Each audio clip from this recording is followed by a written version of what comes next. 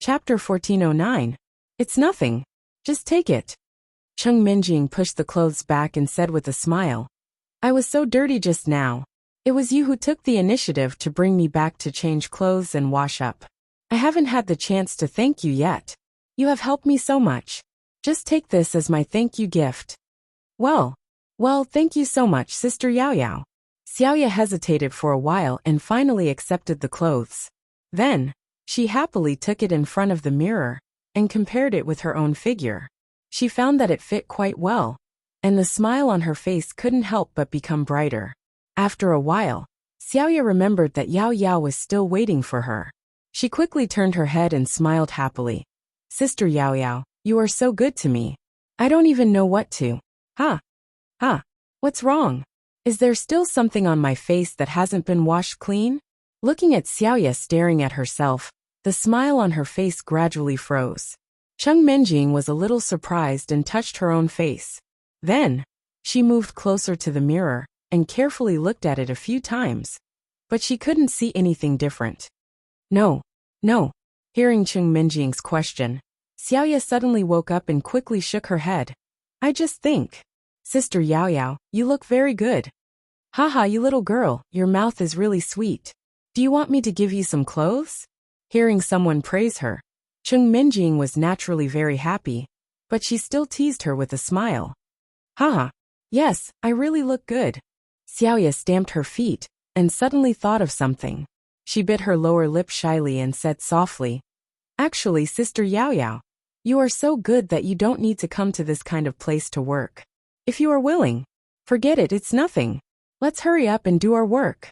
Let me teach you how to grind those metals in the most convenient way. Xiaoya's voice was low, so Chung Minjing was careless and didn't hear what she was saying.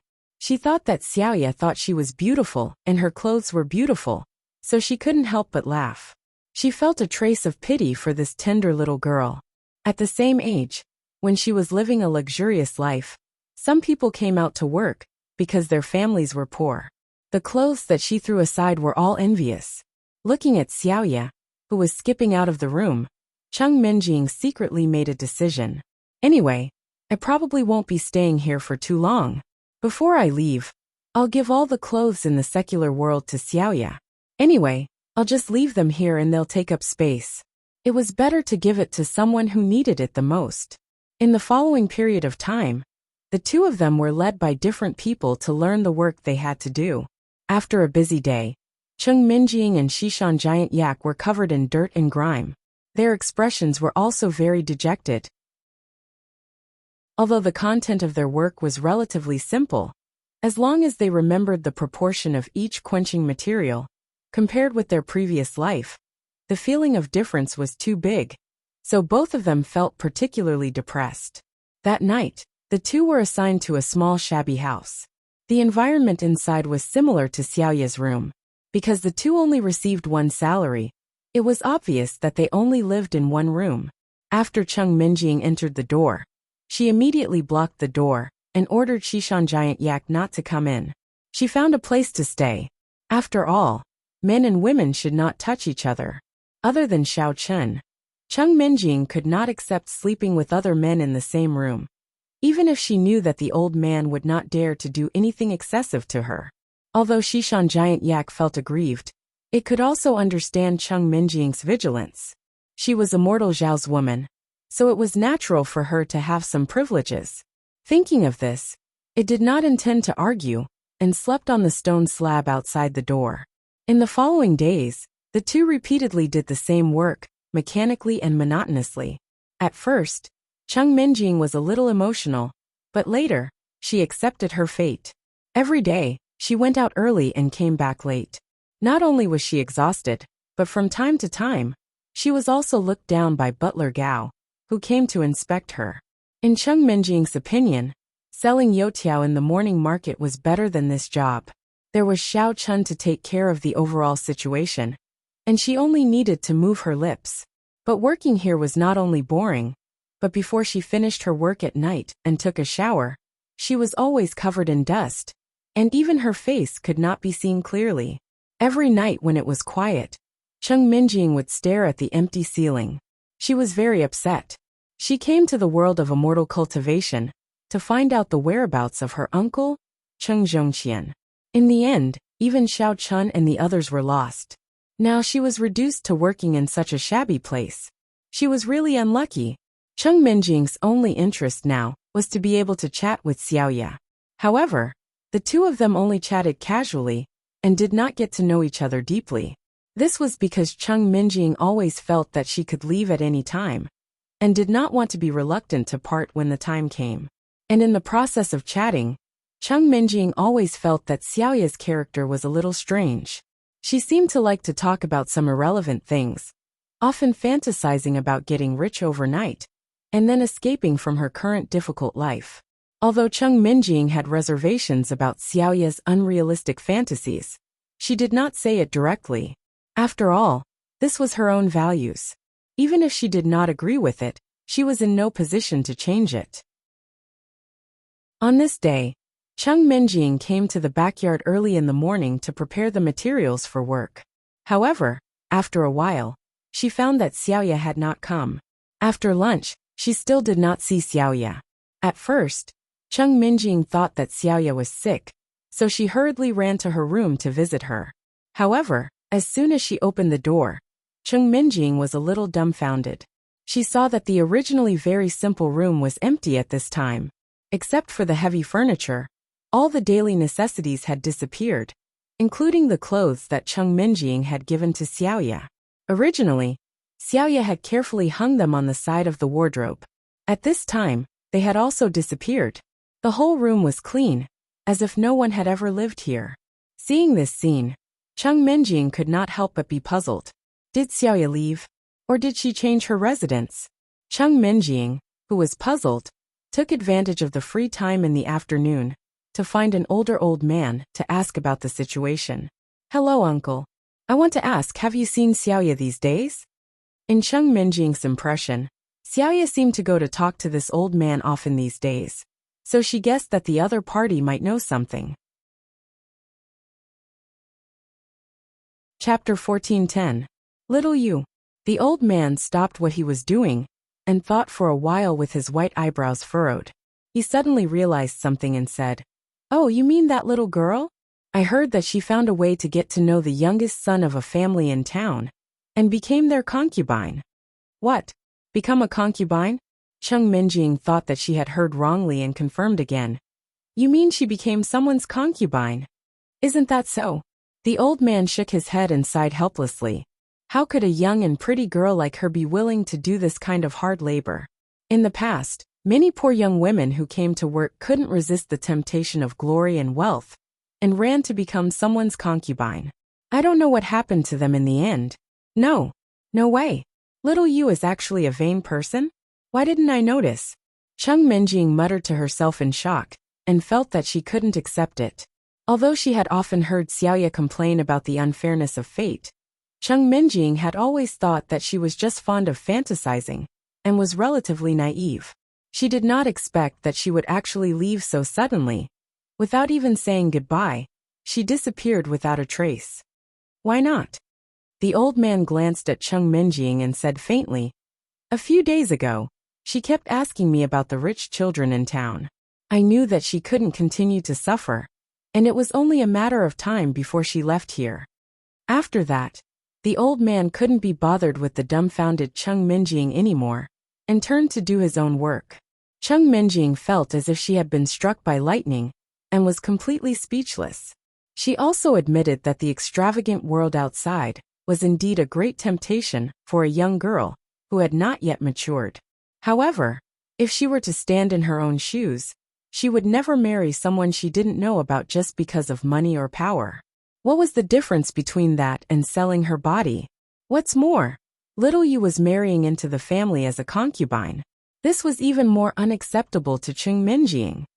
Oh, great Aunt Cheng, looking at you, don't tell me you're also tempted? West Mountain Giant Bull happened to pass by at this time. Looking at Cheng Minjing's thoughtful expression, it carried the wooden bucket with the quenching materials and teased with an evil smile. Why don't you learn from that little Yu and marry a random rich man? Then, on your wedding night, I'll sneak in at night and help you knock him out. Then, We'll get all the spirit crystals out of his house. That way we won't have to do hard labor anymore. What do you think? Hearing Shishan Giant Bull's suggestion, Chung Minjing couldn't help but get angry. She simply gave him a hard kick, stared at him with her hands on her hips and scolded. Go to hell. You might as well become someone's concubine, and then I'll think of a way to rescue you. Thinking about all these nonsense all day long, aren't you ashamed? Hurry up and get back to work. Ouch! West Mountain Giant Bull was caught off guard and was kicked. It suddenly felt a pain in its calf, and lost its center of gravity, and fell to the side. The wooden bucket in its hand tilted slightly, and some of the quenching materials inside just happened to leak out and drip into another wooden bucket with other materials. But at this time, West Mountain Giant Bull was trying hard to maintain its center of gravity, and didn't notice anything strange at all. Chung Minjing didn't notice this situation either. She just snorted, and prepared to go back to her workplace. Hey old bull, the raw materials in these pots are almost quenched. You can add that bucket of starlight oil. The old man who was chatting with Chung Minjing just finished checking all the pots, and turned around to instruct West Mountain Giant Bull. Okay, I'm coming. West Mountain Giant Bull quickly agreed, then put down the wooden bucket in its hand, picked up another wooden bucket with starlight oil on the ground, and ran over. Slow down, pay attention to the dosage, don't blow it up like last time. The old man looked at West Mountain Giant Bull trotting all the way, and couldn't help but exhort. West Mountain Giant Bull carefully poured the starlight oil into each pot and proudly showed off. Old Zhang, don't worry. I'm a skilled worker now. How can I make such a low-level mistake? It's better to be safe than sorry. The old man called Old Zhang grinned and said with a smile. After all, these are dangerous materials if you're not careful. Mr. Zhang's words were stuck in his throat. Just now, he inadvertently glanced at the pot, and felt that something was wrong. He suddenly looked down, and found that the ingredients in the pot were constantly changing color. His face immediately sank and he said sternly, The color is wrong. What did you put in it? Don't tell me you mixed up the other materials? How is that possible? West Mountain Giant Bull was stunned and flatly denied it. It picked up the wooden bucket and argued, I clearly put in starlight oil. If you don't believe me, you can see for yourself, there are still some left here. After that, Shishan Giant Ox handed over the barrel. Old Zhang looked into the barrel, and found that there was some yellowish-brown material left at the bottom. It was indeed celestial rainbow oil. But if you look closely, you can still find some purple viscous material floating on it. That's not right, look at the purple stuff, obviously there are other materials mixed in. Old Zhang saw the problem at a glance, pointed to the purple stuff and said, Hey, this isn't me. West Mountain Giant Bull discovered this situation, and its expression was a little surprised. It was about to say that it didn't do it, but Old Zhang happened to look up at the big pots. His face suddenly changed and he shouted, Everyone run. These materials are going to explode. Hurry up and find a safe place to hide. After that, Old Zhang didn't care to listen to West Mountain Giant Bull's explanation. He took the lead and fled the scene. The other laborers nearby were also shocked when they heard this. They quickly put down the work in their hands, and hid in the wooden house not far away. Looking at the 5 or 6 big pots in front of it emitting strange purple smoke, West Mountain Giant Bull was alarmed. It immediately called Chung Minjing, who was not far away, and quickly fled in the direction of the wooden house. Although it didn't know how powerful the explosion Old Zhang said was, West Mountain Giant Bull could feel that the problem this time must be very serious. Maybe the entire backyard would be destroyed. Boom! Sure enough, shortly after West Mountain Giant Bull and Chung Minjing hid in the small wooden house, the big pots in the middle of the yard made a loud noise at the same time. The purple sticky liquid inside instantly erupted into the air, like a beautiful and strange fountain. Chapter 14:11. When it reached a certain height, the purple mucus began to fall slowly like rain, drenching everything in the backyard. Chee! The sound of objects being corroded continued. All the flowers and trees that were covered by the mucus festered and withered in an instant. Even the tools used for quenching And the simple houses were not spared. They were all eroded by the purple mucus. Fortunately, at this time, all the laborers had hidden in their rooms. Although each house was corroded to varying degrees, fortunately, the roof was still thick. It did not collapse, and no one was injured by the purple mucus. It was a blessing in misfortune. After about an hour or so, the chee-chee sound outside disappeared. Only then did the people in the room carefully poke their heads out and look around. After confirming that the corrosion in the backyard had ended, and that all the purple mucus had fallen, a few bold people stepped out. Looking at the backyard that looked like hell on earth, they couldn't help but look at each other and shiver subconsciously. Fortunately, old Zhang discovered the abnormality and reminded everyone in time. Otherwise, everyone present would definitely die with grievances. At the same time, Butler Gao also received the news. He rushed back with several bodyguards angrily. Looking at the backyard that had become a ruin, Butler Gao couldn't help but roar in anger. "All of you come out! Who the F***ck did this? Stand up for me. Are you tired of living? Believe it or not, I will kill all of you." That, Butler Gao, I poured the quenching materials in, but I don't know what's going on. Shishan Giant Cow walked out of the hut and pointed to the wooden barrel that was riddled with holes and said, "I am sure that I took the star rainbow oil, but it was mixed with other purple liquids. I suspect that it was the person who sold you the materials." Shishan Giant Bull was about to argue, but before it could finish speaking, it was interrupted by Steward Gao's rough wave of his hand. "What are you suspecting?" Steward Gao was so angry that he stomped his feet. He pointed at Shishan Giant Bull and scolded, "What a king piece of trash. Last time, I had already forgiven you once for the sake of your age. I didn't expect you to be so stupid this time. Are you tired of living?" Shishan Giant Cow's face collapsed and it wanted to argue again. "Butler Gao, I really don't know. If you don't believe me, you can ask old Zhang." At that time shut up. Butler Gao didn't want to listen to it anymore. He directly gestured to the bodyguards behind him and shouted angrily, "Go kill this old thing. Anyway, he can't afford to pay for so many things. It's useless to keep his cheap life. Let's send him to the coffin today."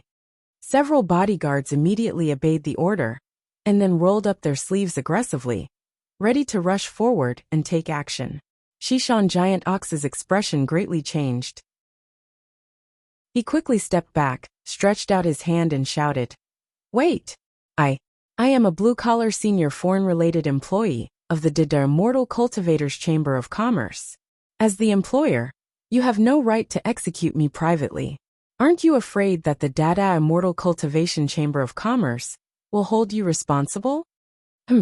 I will say that you were careless and died in an industrial accident.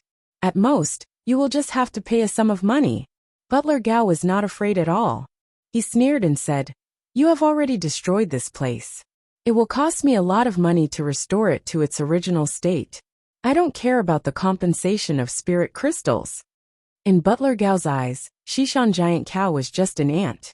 He could kill it with a flick of his finger. The Chamber of Commerce of Immortal Cultivation was easy to deal with. Seeing that Butler Gao was not flustered at all, Shishan Giant Cow was suddenly scared.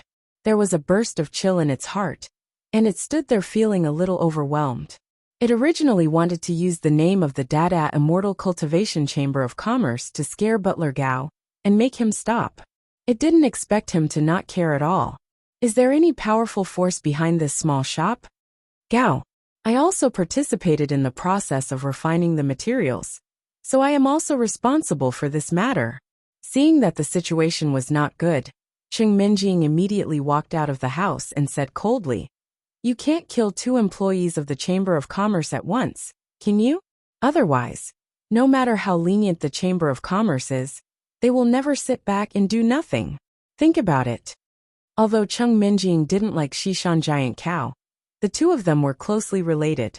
He was her only partner in the world of immortal cultivation, so she didn't want this guy to bear everything alone. "Why can't I?"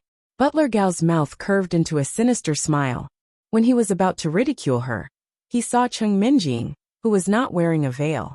Butler Gao's eyes suddenly lit up, and he took back his original words. He looked at Chung Minjing up and down with an extremely wretched look. Seeing Butler Gao's look, Chung Minjing was slightly stunned at first, but she soon understood. When she first came, she was wearing a veil, so he didn't know what she looked like. However, after working, she needed to lower her head and polish tools every day. Chung Minjing felt that the veil was a little troublesome, so she took it off, and Butler Gao saw her original appearance. Seeing Butler Gao's greedy expression, Chung Minjing felt a little nauseous, and quietly took a step back. Butler Gao immediately stepped forward, squeezed a smile, and said in a croaky voice, "How about this? If you are willing to follow me in the future, and become my 8th concubine, then I can let bygones be bygones. Maybe if you serve me well, I can even let your grandfather be a small leader." What kind of sweet dream are you having? If you are sick, go and take your medicine. Chung Minjing glared at him with disgust, then turned to Shishan Giant Bull and said, "Grandpa, we quit. Let's leave this damn place." Chung Minjing didn't want to stay in this place for a moment. Anyway, she had just received her salary a few days ago. Although there were only a dozen spirit crystals after deducting the fine, it was enough for the two of them to use for a while. At most, they could find other ways to find Xiao Chun. Why should they suffer here? In fact, Chung Minjing had long thought of quitting. After working so hard for a month, she only earned a few spirit crystals. Moreover, she had to listen to others. How could she, who had been pampered since she was a child, be willing to do that? Moreover, she was now a master at the great completion of the nascent soul realm. If she really couldn't do it, she could simply expose her strength and find some high-level jobs to do. There was no need to compromise. Chapter 14:12. Shishan Giant Bull gritted his teeth, and his heart was filled with anger for no reason. During this period of time, other people were tolerant of Chung Minjing because she was a girl, but they were merciless to him, who looked like an old man. They humiliated and scolded him. Why did he do that? Now there was an inexplicable explosion, and the guy in front of him framed him without any explanation. As the saying goes, even a clay figurine has 3 points of anger. He was the leader of an evil cultivator, and was regarded as the most vicious and sinister cultivator in the martial arts world. Why should he be bullied in this damn place? Thinking of this, Shishan Giant Bull nodded and said bitterly, "Okay, then we will. What did you just say? Quit. Leave this place." Before Shishan Giant Bull could finish speaking, Steward Gao's face suddenly darkened, and a trace of ferocity flashed in his eyes. He stared at the two people in front of him and said coldly, "Then it's not up to you two to decide. Do you think that Juyi Chamber of Commerce is a place where you can come and go as you please? Since Steward Gao has spoken so ruthlessly, I can only force my way in." Shishan Giant Bull knew that the current situation had reached a decisive moment. He was not willing to pretend to be obedient and pitiful anymore, so he shouted with a serious face. Following the Shishan Giant Yak's voice, a dense amount of yuan qi gradually gushed out from his dantian and slowly covered his arms. His body slightly trembled as he displayed the strength of a first-level foundation establishment stage cultivator, intending to forcefully break out of the encirclement. Ha ha ha! So powerful, first level of the foundation establishment stage. Steward Gao laughed arrogantly a few times, and the fat on his chin trembled for a long time.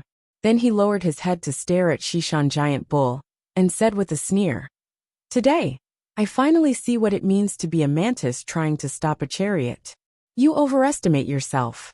With a wave of Steward Gao's hand, the bodyguards behind him all surrounded them and revealed their strength. One of the leaders was an expert at the second level of the foundation establishment stage, while the others were all at the peak of the Qi refinement stage. With the emergence of their strength, the group of bodyguards also took out their oddly shaped magic weapons and stared at Shishan Giant Bull and Chung Minjing. Shishan Giant Ox's expression was somewhat solemn. He knew that his strength as a first-level foundation establishment cultivator wasn't much in the cultivation world. Originally, he had hoped that there wouldn't be any experts in this small shop. At most, there would be a few Qi condensation cultivators, and he would be able to hold them off for a while. He didn't expect that the first wave of bodyguards would have a second-level foundation establishment cultivator. Could it be that there was a powerful force behind this shop? Butler Gao did not care about what Shishan Giant Bull was thinking. Instead, he looked at its flustered expression with satisfaction. After admiring it for a while, he gave an order to the bodyguards who had been eyeing them for a long time to rush forward.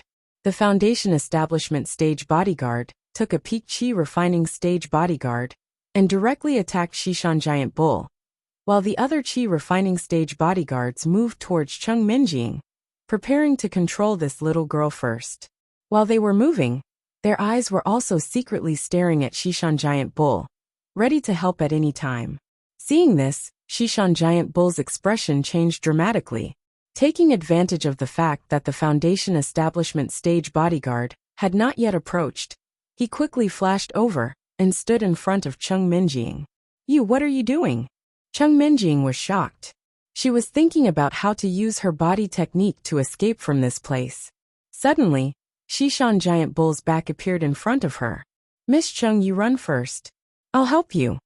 Shishan Giant Bull did not notice Cheng Minjing's annoyance. Instead, he hurriedly whispered, "I guess today's trouble is a little big, and I may not be able to solve it properly. If I can't escape and can't come to you, you must find a way to find Immortal Shao, and let him come back to avenge me." When Cheng Minjing heard what Shishan Giant Bull said, she couldn't help but be stunned. Looking at his slightly bent back, she felt a little sorry for him. To be honest, during this period of time, Cheng Minjing felt that this old man, Shishan Jinyunyu, was pretty good. Although he used to be Xiao Chen's enemy, after coming to the immortal cultivation world, he took good care of her. He always thought for her, and even fought to do the dirty and tiring work. Actually, Cheng Minjing also knew in her heart that Shishan Giant Yak was also afraid that Xiao Chen would find trouble with him. So he treated her a little better. But no matter what, this old man usually took care of her. So she definitely couldn't just watch him throw away his life. Just as Cheng Minjing was thinking, the bodyguards in the Qi refining stage had approached quickly. Shishan Giant Bull did not have time to urge her to leave quickly. He immediately activated his primordial Qi and turned it into a burst of black fog. Taking advantage of the fact that the bodyguards in the Qi refining stage were not prepared, he pushed his palms out. The black fog in his palms suddenly became fierce. It shot out from his arms like lightning and expanded rapidly. It swept towards the two bodyguards in the Qi refining stage, who rushed at the front. When the two bodyguards saw this, they immediately threw out their magic weapons and kept chanting. One of the magic weapons released a lightning strike as thick as an arm at the black fog, while the other magic weapon instantly condensed a burst of ice crystals, turning into a barrier, trying to resist the attack of the black fog. Abyss Devour. Shishan Giant Bull directly ignored the actions of the two bodyguards. Instead, he suddenly shouted, and the black fog he controlled became thicker with his roar. It was not affected by the lightning strike and the ice crystals at all. In just a breath's time, the black fog was like a giant beast. It suddenly opened its bloody mouth and directly swallowed the two bodyguards together with their magic weapons. "Help, help, ah!"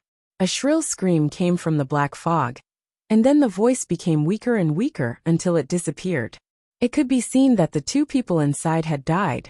Seeing a pool of blood slowly flowing out from the bottom of the thick black fog, Steward Gao realized that the people inside had been killed by Shishan Giant Bull.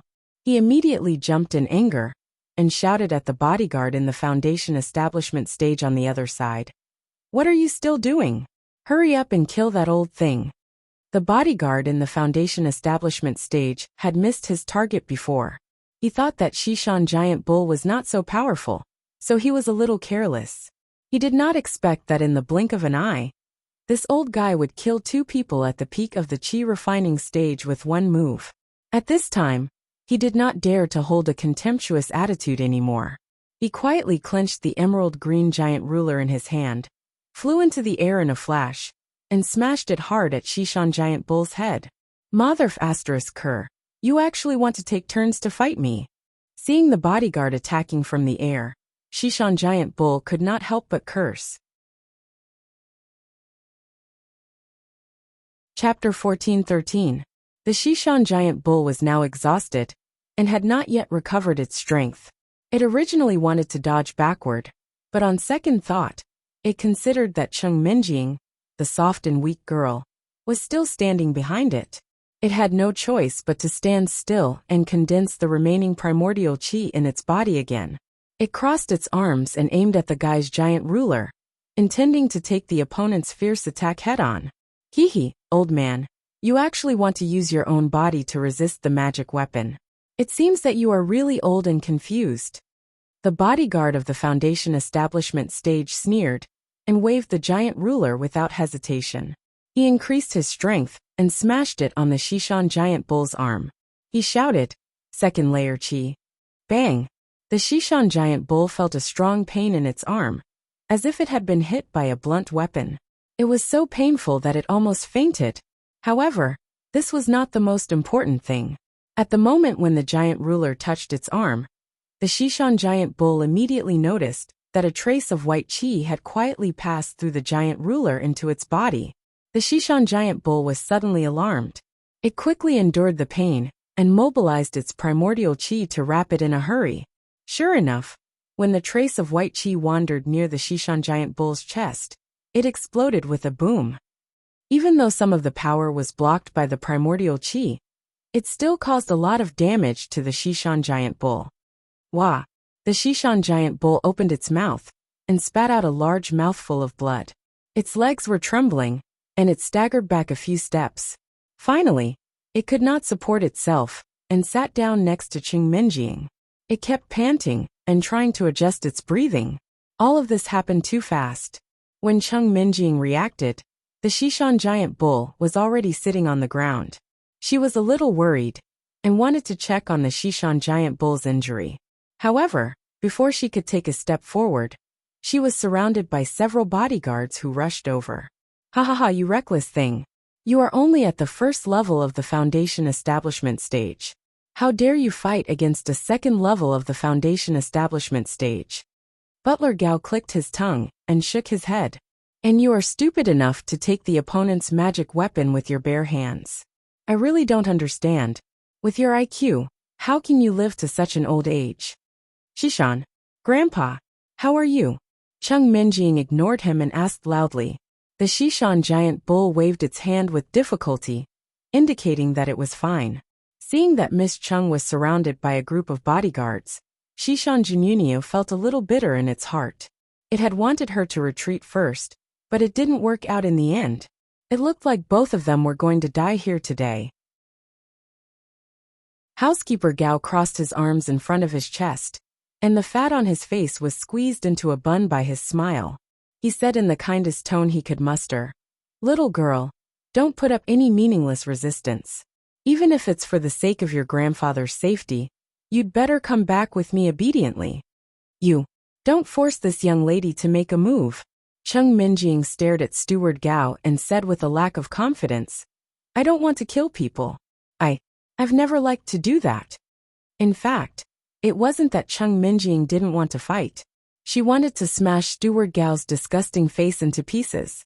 However, the most helpless thing was that she had the cultivation of the peak of the original infant stage, but had never learned any martial arts. She didn't know how to fight at all. Fly this and fly that. "Oh, you're talking about a threesome, right?" Steward Gao's lust was aroused. He licked his lips wretchedly and said with a strange smile, Hee, don't worry. I'll let you experience all the tricks one by one. If you don't like threesome, then we'll do it step by step." The more Steward Gao spoke, the more excited he became. He felt a little restless in his lower abdomen, so he simply waved his hand and said, "You guys, take her to my room. As for the old man on the ground, tie him up and throw him into the woodshed first. When this little girl serves me well, then I'll let him out." Looking at the Qi refining stage bodyguards approaching her, as well as the Foundation establishment stage bodyguard, who found a rope and was about to make a move on Shishan giant cow, Cheng Minjing bit her lower lip as her mind raced. At this critical moment, an idea suddenly came to Cheng Minjing's mind. She imitated what Shishan giant cow had done earlier and activated the Qi in her body. Then, she condensed the Qi in her palms and closed her eyes to feel it for a while. Suddenly, she pushed her palms forward. Whoosh! The sound of something breaking through the air suddenly rang out. The bodyguards were still wondering what Chung Minjing was trying to do when they felt an earth-shattering force coming towards them. The bodyguards didn't have the slightest ability to resist. Their expressions changed from one of confidence to one of extreme horror. In the next moment, they were blasted away. The moment they were blasted into the air, the bodyguards were horrified to realize that the weak woman in front of them had hidden her strength. Those few chi condensation stage bodyguards didn't even have the time to say anything before they were already dead. As for that second-level foundation establishment stage bodyguard, he only managed to shout Yuan before he also didn't make a sound. From the moment Chung Minjing stretched out her fair palm to the boundless blue sky that flashed past their eyes, this was the last scene they would see in their lives. What's going on? Looking at the bodyguards who were blasted into the air by the force, and then fell to the ground like mud, Steward Gao's eyes almost popped out. He couldn't believe what he had just seen. How about it? Do you want to try too? A cold female voice came. Steward Gao looked up and saw Chung Minjing still stretching out her hands and staring at him coldly, as if she would make a move at any time. You are a nascent soul stage master. Steward Gao was shocked. Only now did he understand that the foundation establishment stage bodyguard didn't finish his sentence. He was shocked and immediately knelt down. Bang, bang, bang. He used all his strength to kowtow. Chung Minjing glanced at him and went over to help Shishan Giant Bull up. She gave him a look. Housekeeper Gao was still kowtowing and begging weakly. Upper Immortal. Immortal Nun. I know I was wrong, I was really wrong. You are a magnanimous person. Please don't bother with a useless person like me. Can you let me live? I will remember your great kindness and never dare to forget it for the rest of my life. As he muttered to himself, Steward Gao was actually a little dumbfounded in his heart. Oh my God. Why did a nascent soul stage expert suddenly come here to do hard labor for no reason? He even insulted her for having no IQ and calling her trash. Wasn't this just slapping his own face? Besides, this girl, Immortal, is so powerful. Why didn't she go and kill horse bandits? Did she come here to experience life among the common people? Is she crazy? She really scared this steward to death. Chapter 14:14. After kowtowing for a while, Butler Gao felt that his head was a little dizzy. He simply chose to stick his forehead tightly to the ground, and then he continued to express his regret. Before getting Chung Minjing's forgiveness, Butler Gao didn't dare to stand up casually. He could only keep kneeling on the ground. However, after kneeling for a long time, he finally felt that something was wrong. Why was it so quiet? Not to mention the sound of Chung Minjing's voice. There wasn't even the sound of footsteps. Raising his head slightly, Butler Gao found that Chung Minjing and Shishan Giant Bull, who were originally in front of him, had long disappeared. There were only a few dead bodyguards around him, and the laborers in the room, who were looking at him kowtowing and apologizing in a daze. Their eyes were looking at him, as if they were watching a monkey show. Butler Gao was stunned. After a long time, he got up and casually grabbed a laborer to ask. Only then did he know that the two had already left when he knelt and kowtowed. Moreover, they looked like they were in a hurry, as if they were running for their lives. Hearing what the laborer said, Butler Gao's first reaction was to not believe it. The other party was a nascent soul stage master. They could kill him with a flick of their fingers. Why would they run for their lives? They must have more important things to do. That's why they left so quickly. However, the intention of his apology must have been felt by Lady Immortal.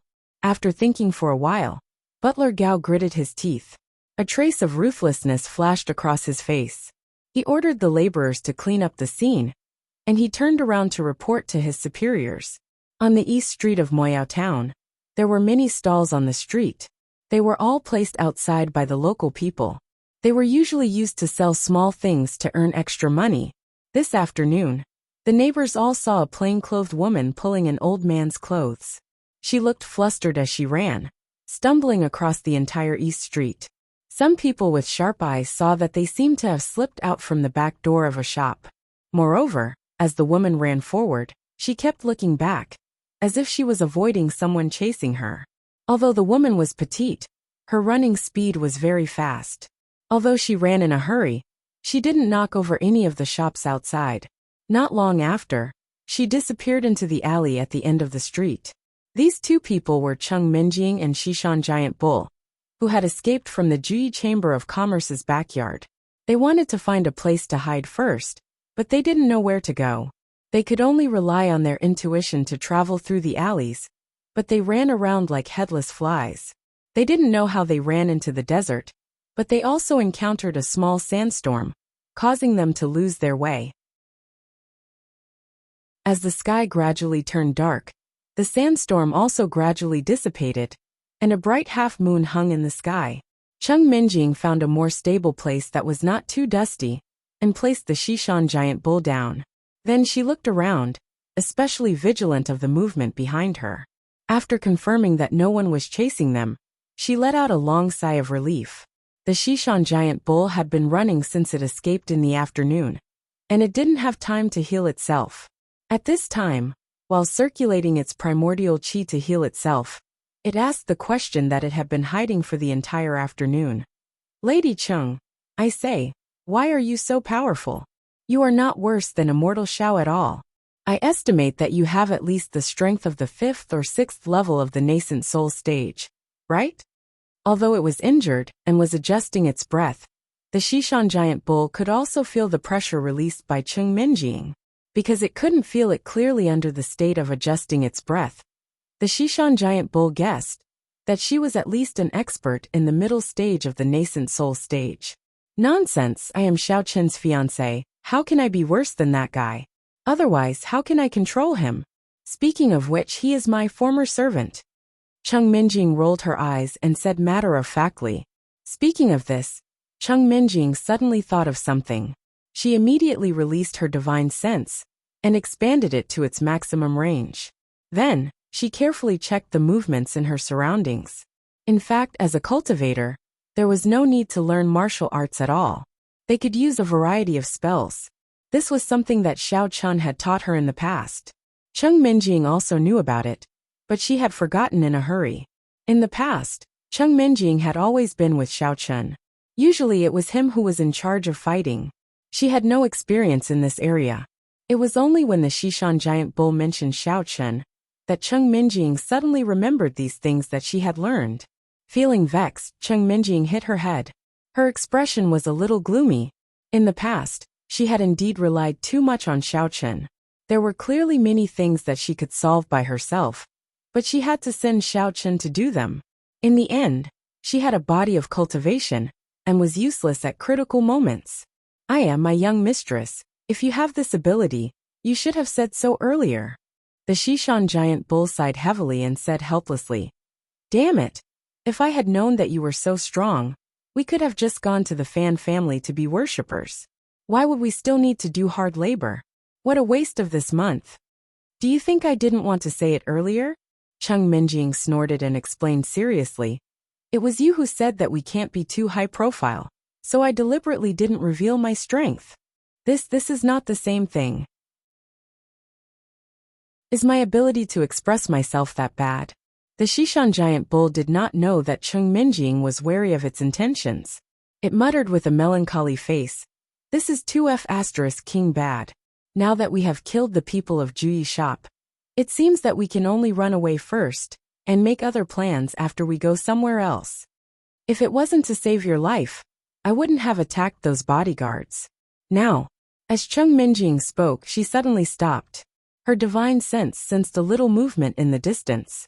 She frowned and looked carefully. Forget it, it's all my fault. The Shishan Giant Bull had no choice but to bear all the responsibility.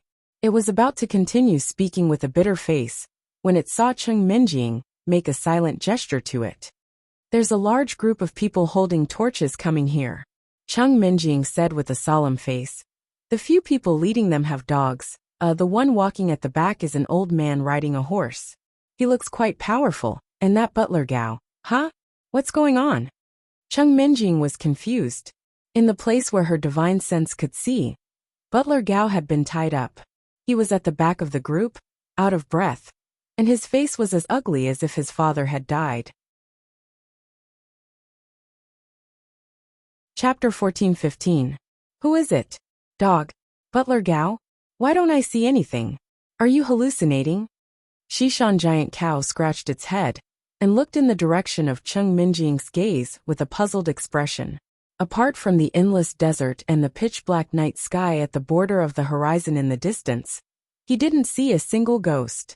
Cheng Minjing ignored it and continued to look in that direction with a serious face. Shishan Giant Cow was a little puzzled, but not long after, it heard a few barks coming from afar.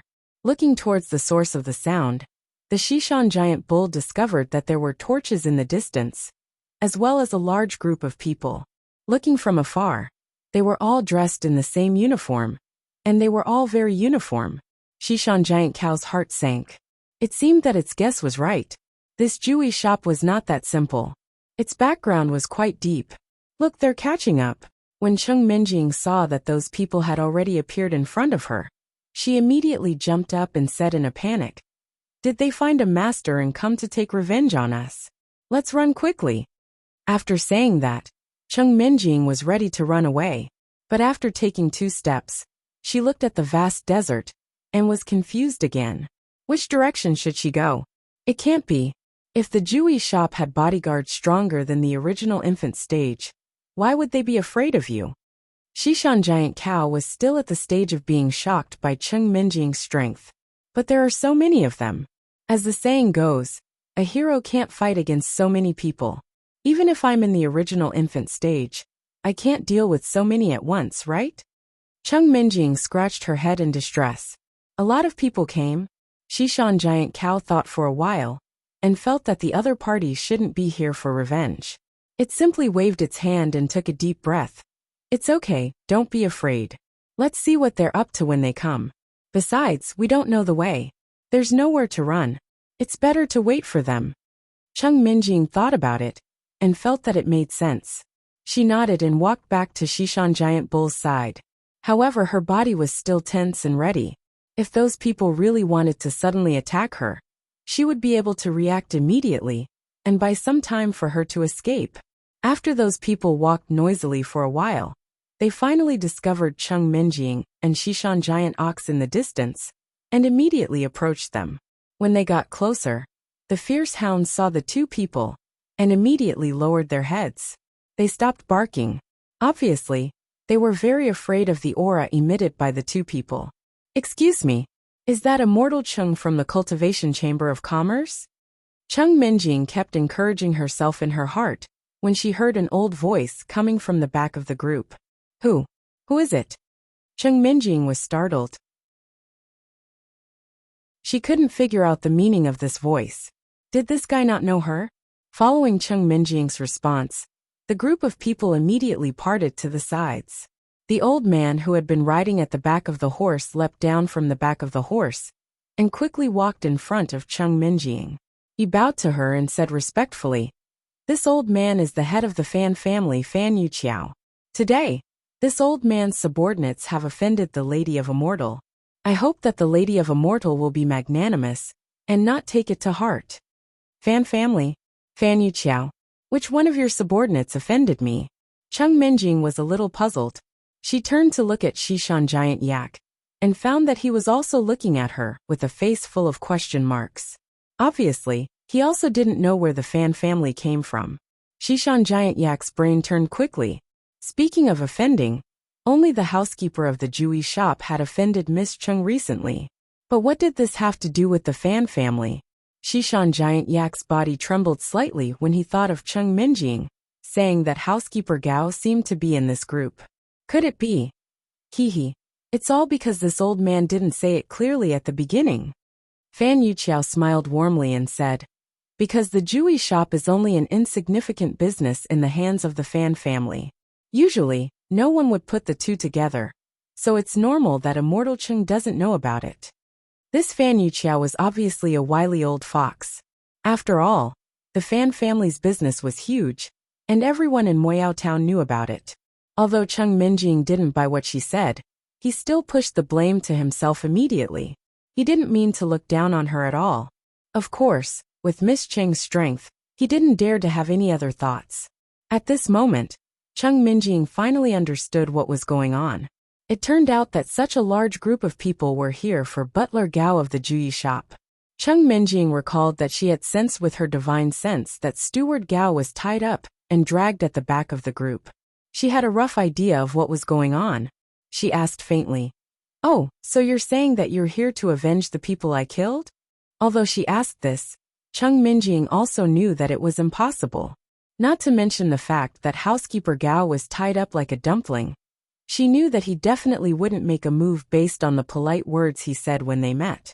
However, Chung Minjing still didn't understand why they came to apologize. After all, she and Shishan Niu had already left Miao Town. If they were only afraid that she would go back for revenge, then there was no need to send so many people to search for her. No, Immortal Chung, you misunderstood. Those were all servants who didn't know better. Please don't take it to heart. Fan Yuqiao's expression was a little awkward, and he quickly waved his hand to deny it. Then he smiled and said, Actually, this old man came to find you mainly to invite you back to be a guest of our Fan family." Be what? Chung Minjing thought she heard wrong. Shishan Niu just said that with her strength, she could go to the Fan family to be a guest. In the blink of an eye, the head of the Fan family came to invite her? You are so powerful. Of course, you should go back to be a guest. This old man really hopes that the Fan family can have this honor. If we can invite you to take charge, then the strength of our family will go up a level. Fan Yuqiao's expression was sincere, and he said this from the bottom of his heart. But, Chung Minjing was a little confused. She had just sent his subordinates flying and killed several of them. Now, not only did Fan Yuqiao not pursue the matter, but he actually wanted to invite her to be a guest? How could there be such a good thing in the world? Could it be a scam? Shishan Niu was also in a state of sluggishness at this time. He sighed in his heart that it was really easy to talk to those who were powerful. In the blink of an eye, a crow flew up the branch and became a phoenix. Chapter 14-16. Seeing that Chung Minjing was silent, Fan Yuqiao suddenly said with a look of realization, "Oh, that's right. Previously Butler Gao offended you. I've already kidnapped him and prepared to execute him in front of you to vent the hatred in your heart." After that, Fan Yuqiao immediately waved his hand. Two big men brought the tied-up Butler Gao. One of the big men kicked him in the kneecap, causing him to kneel in front of Chung Minjing. Butler Gao's face was ashen. He thought to himself, "I'm so unlucky. If I knew this would happen, I wouldn't have told this to the old man named Fan. I would have just taken the spiritual crystals and escaped to another place to have fun. At least I wouldn't have to be tied up and brought here to suffer. It seems that I really can't survive this." Alas! It turned out that after Butler Gao discovered that Chung Minjing and Shishan Giant Bull had escaped, he immediately went to report to Fan Yuqiao. He thought that he could persuade Fan Yuqiao to gather experts and let him lead a team to chase after these two guys. He didn't expect that Fan Yuqiao would kill the donkey after it was no longer of use. Looking at Butler Gao's dejected look, Shishan Giant Bull was happy. It nodded with satisfaction and said, "Master Fan, a wise man submits to circumstances. You did a good job. This stupid butler has always caused trouble for us. He even beat and scolded the laborers. I've always disliked him. Hurry up and kill him." Hearing the Shishan Giant Bull's vicious threat, Steward Gao was immediately scared stiff. He kept kowtowing to Chung Minjing, as if he was pounding garlic with his head. His mouth was still crying out, Lady Chung, please spare my life." This lowly one indeed had eyes but failed to recognize Mount Tai, and was a little disrespectful to you. I hope that a mortal ant can be more beautiful in person, and be magnanimous, and let me live. I have an 80-year-old mother and children waiting to be fed. At this time, Butler Gao didn't care about anything else. He only hoped that he could survive. Even if he was asked to be a cow or a horse, he would be willing. All right. Don't nag those old words from the TV series. I'm tired of it." Chung Minjing waved her hand impatiently and interrupted Steward Gao's crying begging for mercy. "Miss Cheng is really straightforward. Fan Yuqiao immediately praised him, and then asked, "Then shall we immediately take action and get rid of this insensible fellow?" Seeing the two burly men approaching, Butler Gao immediately collapsed to the ground. He felt a chill run down his spine. "Wait!" Just as the man was about to make his move, Cheng Minjing suddenly shouted and said, "Patriarch Fan, I killed some of your bodyguards before anyway. Why don't we call it even? I'll go back with you to take a look at the situation first. Then we can discuss the matter of being consecrated. What do you think? After all, I can't make this decision at once." Seeing that Fan Yuqiao really wanted to kill Steward Gao to please her, Cheng Minjing was convinced that there should be no powerful masters in the Fan family. Otherwise, he wouldn't have come here to invite her back. However, this time, Cheng Minjing also learned to be smart. She didn't immediately agree. She only said that she would go back and take a look. After all, she was still a little wary. She was afraid that the Fan family would play some tricks and sell her out. "Ha ha ha, Fairy Cheng is really broad-minded. I admire you. Then I'll spare his dog life first." Fan Yuqiao was overjoyed and nodded in agreement. Although Cheng Minjing didn't directly agree to be a consecrated master, Fan Yuqiao wasn't worried. He thought that he would invite Fairy Cheng back first and feed her well. Then he would give her generous conditions. If that didn't work, he would coax and pester her until she accepted. After all, it was too difficult to invite an original infant stage master these days. Fan Yuqiao had secretly made up his mind. No matter how much money he had to pay, he would recruit Fairy Cheng. "Well, then let's go back now. If we don't go back now, it'll be dawn soon." Cheng Minjing nodded. She immediately learned from Xiao Chun and assumed the posture of an expert. This time, Cheng Minjing didn't need to walk. Fan Yuqiao personally helped her onto a docile mare. Then, he jumped onto the horse that he had ridden. The two of them chatted as they rode forward. Although the Shishan giant ox did not have a horse to ride on, he still swaggered behind. He felt that he was especially awesome now, especially glorious. He walked with vigor and vigor. The depression of being oppressed a few days ago had been swept away, and the internal injuries he had suffered previously had also healed without any medicine. To the Shishan giant bull, he was the manager of great consecrated Cheng Minjing. At this time, he had already begun to fantasize about how to negotiate with Old Man Fan about great consecrated Cheng's remuneration. It would be best if he could extort a large sum of money from this old fellow and earn enough spirit crystals. Then, he could leave with Cheng Minjing. However, Cheng Minjing didn't think too much about it. Her purpose in following the Fan family wasn't really to become a consecrated Cheng Minjing, but to think about how she could use the Fan family to help her find Xiao Chun and the others. After all, with just the two of them, they were still lacking when it came to finding people. The Fan family seemed to be quite powerful. If she became a consecrated Cheng Minjing and could get them to help her find people, it would be a good deal. Fan Yuqiao was thinking about how to recruit Fairy Cheng with the most generous remuneration, while Cheng Minjing was thinking about how to find people. The two of them had their own thoughts and chatted casually.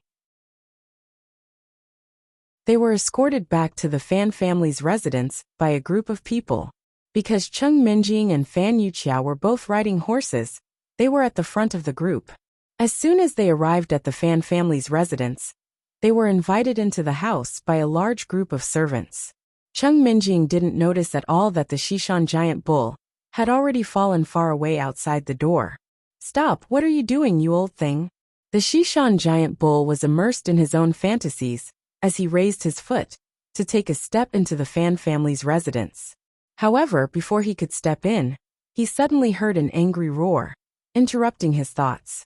The Shishan giant bull blinked, looking a little confused. Who was he scolding? Why did the guard at the door keep looking at him? The guard was still insulting him. "Are you blind? How dare you come to the Fan family to beg? Get out of here. Why don't you open your dog eyes and take a look? Is this a place where an old thing like you can come?"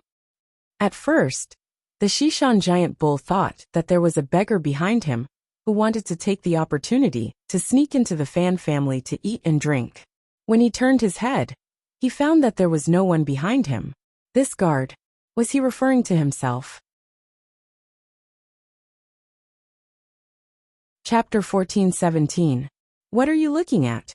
I'm talking to you. Are you still playing dumb? The Shishan giant bull turned its head around and saw the guard glaring at it. When it heard the guard's angry roar, it realized that the guard thought it was a beggar. The bull was enraged.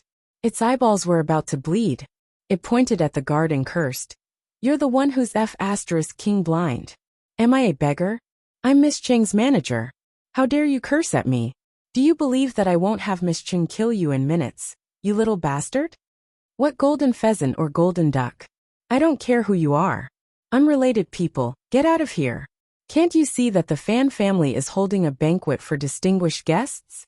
The guard roared impatiently.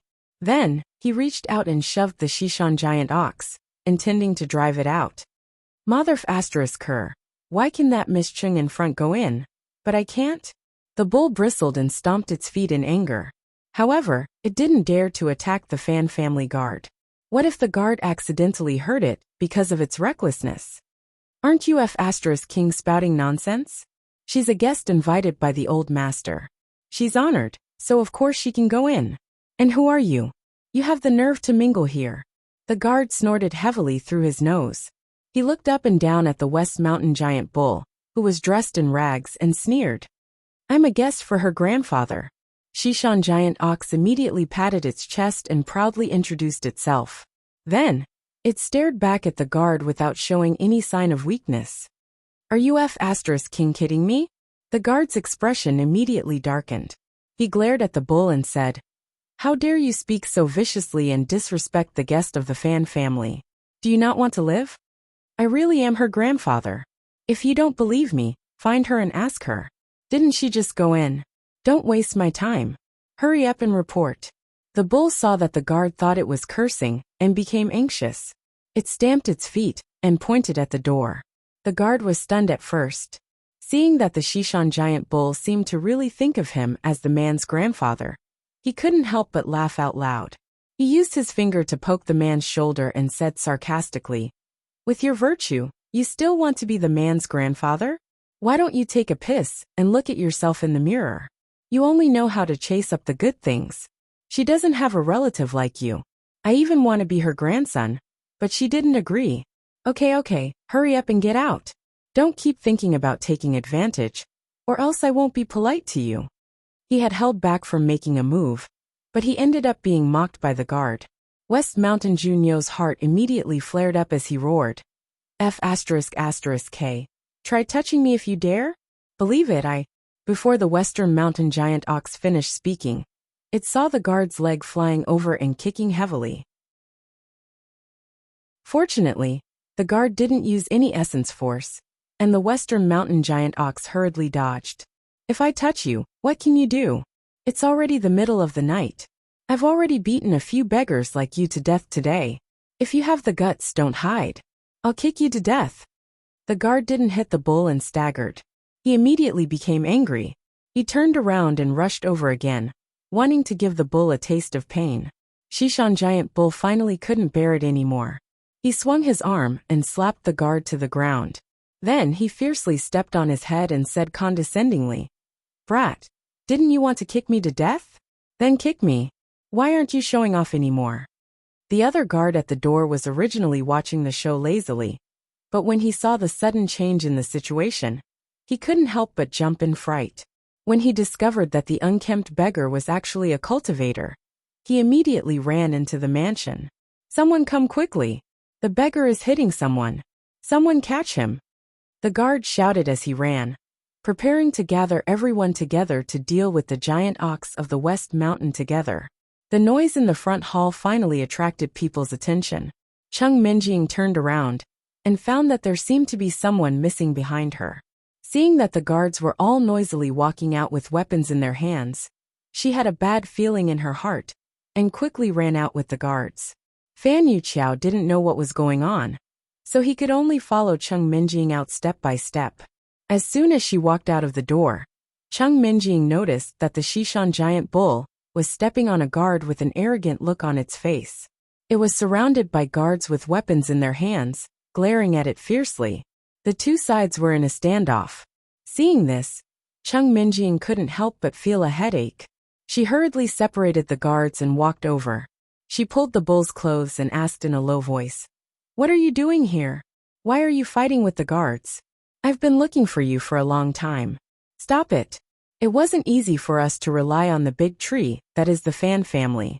I haven't earned anything yet. Don't embarrass me. Look at what you're saying. What does it have to do with me? It's clear that this kid is a snob. I told him that I'm your grandfather and asked him to let me in, but he didn't believe me. Not only did he not believe me, he even boasted shamelessly that he wanted to be your grandson.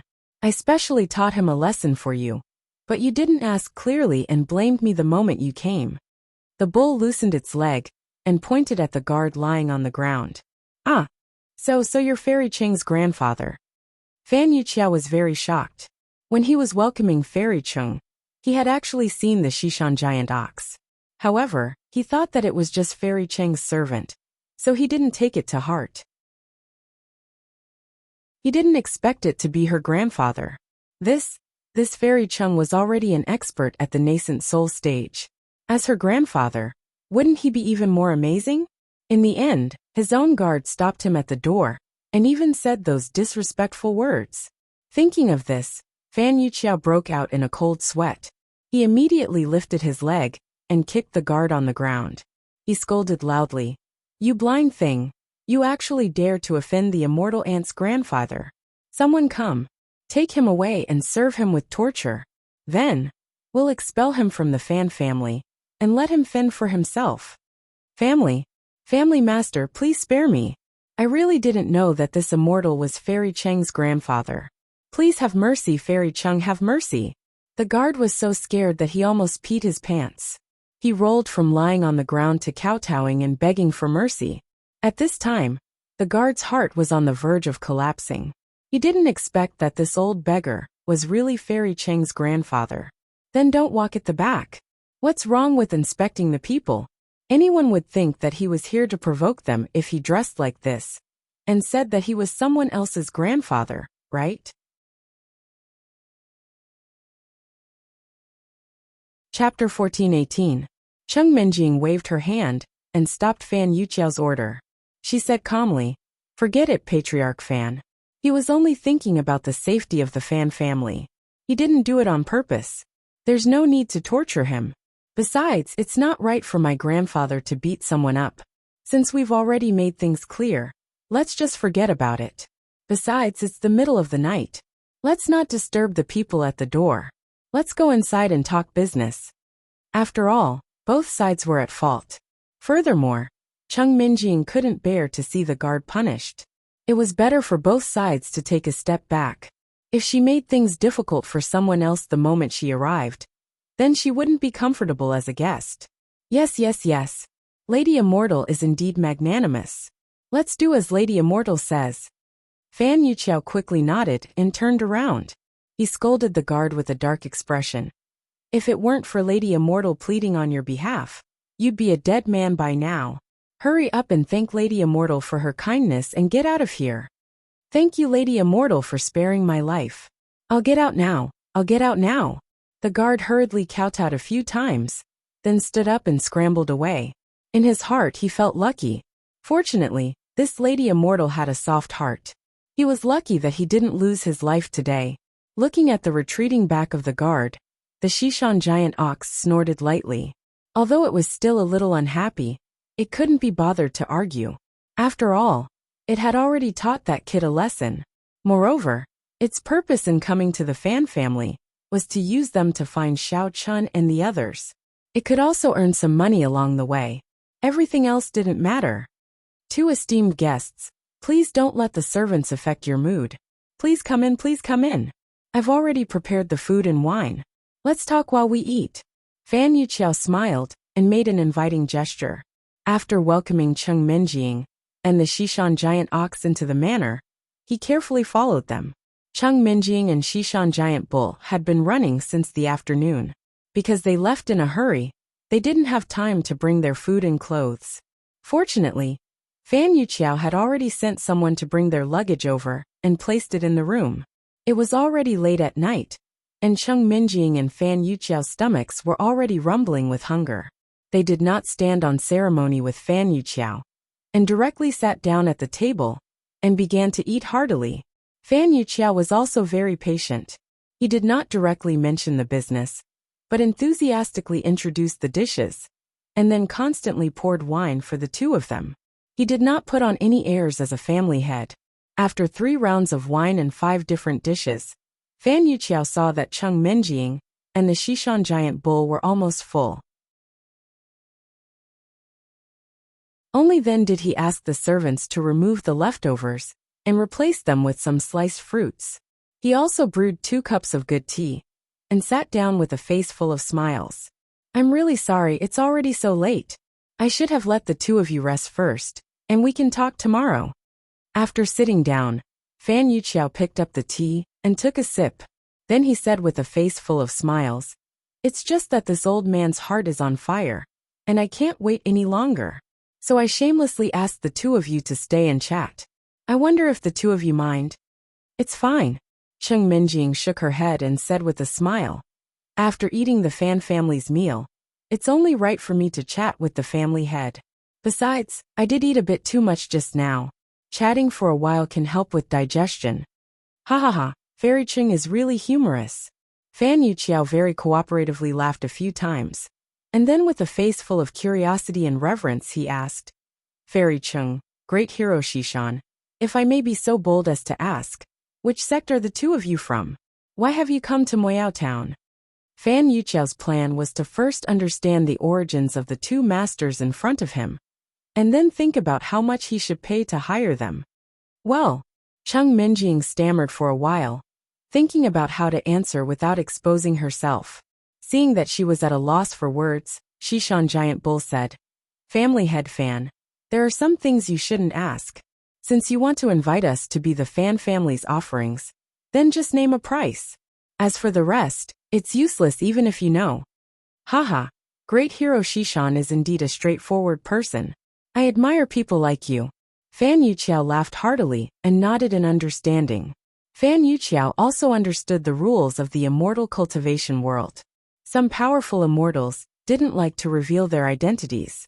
His question was indeed a bit rash. He was afraid that Fairy Cheng would be angry, so he quickly continued, "It's actually very simple. Our offerings here only need to kill a horse bandit and get 50 spirit crystals. If we kill the leader of the horse bandits, naturally there will be other rewards. That's it. I heard that those low-level retainers invited by Patriarch Fan also seem to be paid according to their work." Xishan Giant Bull knocked on the table and said indifferently, "But you also know my granddaughter's standard. For her 50 spirit crystals for a horse bandit is a bit low, isn't it?" Xishan Giant Bull knew very well that if they didn't negotiate the price beforehand, then there would definitely be trouble in the future. It was better to lay everything out from the beginning, break it up, and explain it clearly. "No, no, no. The 2 of you are masters. Of course I won't treat you the same as those offerings. Wouldn't that be treating you unfairly?" Fan Yuqiao quickly denied it. He even stole a glance at Cheng Menjing and found that she was expressionless. He felt a bit uneasy. We aren't interested in the payment of those low-level offerings. Family head Fan, why don't you just state a price? If we work together, we'll succeed. If we don't, we'll part ways. There's nothing much to say." Xishan Giant Bull laughed in his heart, but he still maintained a cold expression. Fan Yuqiao wiped his sweat, gritted his teeth and said, "It's like this. Every month, I can give each of you 1,000 spirit crystals as a salary. As long as you are willing to help escort the goods and successfully reach the destination, I will give you a reward of 50 spirit crystals for each horse bandit, regardless of whether you killed the horse bandits or not. If you can kill the leader of the horse bandits, you will be heavily rewarded. And that's more like it." Xishan Giant Bull smiled with satisfaction. He then turned to Cheng Menjing and said, "Granddaughter, what do you think of this price? Although with your strength, these spirit crystals are nothing. Since family head Fan is so sincere, why don't you consider his suggestion?" Xishan Giant Bull wasn't a fool. It was all thanks to Cheng Menjing that Fan Yuqiao was able to give him such a generous salary. He was at most a buy one get one free gift, so he naturally had to ask for her opinion. What? I have to escort the goods for you? Don't offerings only need to stay in the Fan family? Chung Minjing's expression was a bit puzzled.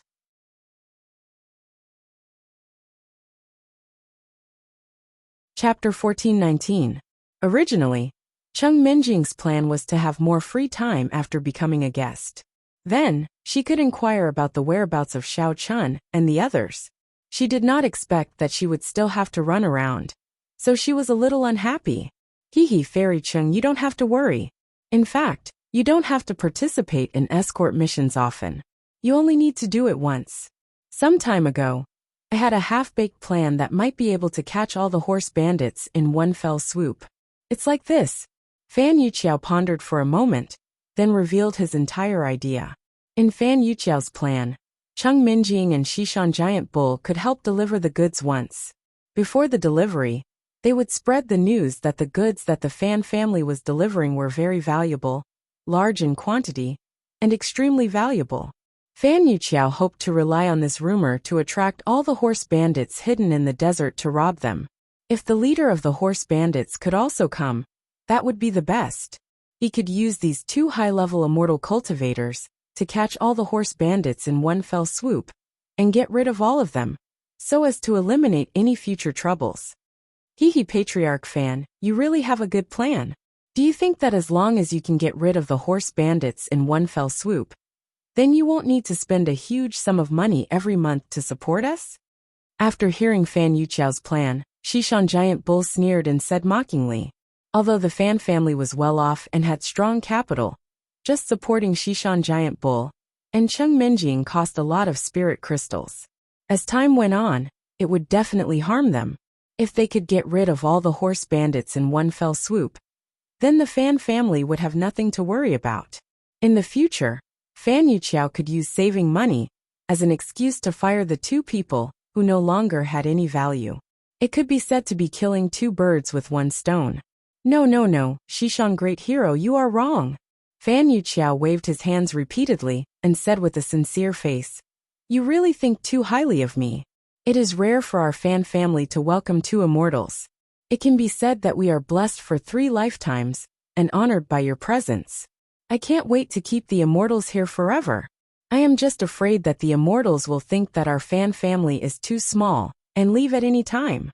Then why are you so anxious for us to deal with the mounted bandits? Aren't you urging us to finish our business so that you can think of a way to drive us away? Xishan Giant Bull snorted and looked at Fan Yuqiao in disbelief. Sigh, there's something you don't know.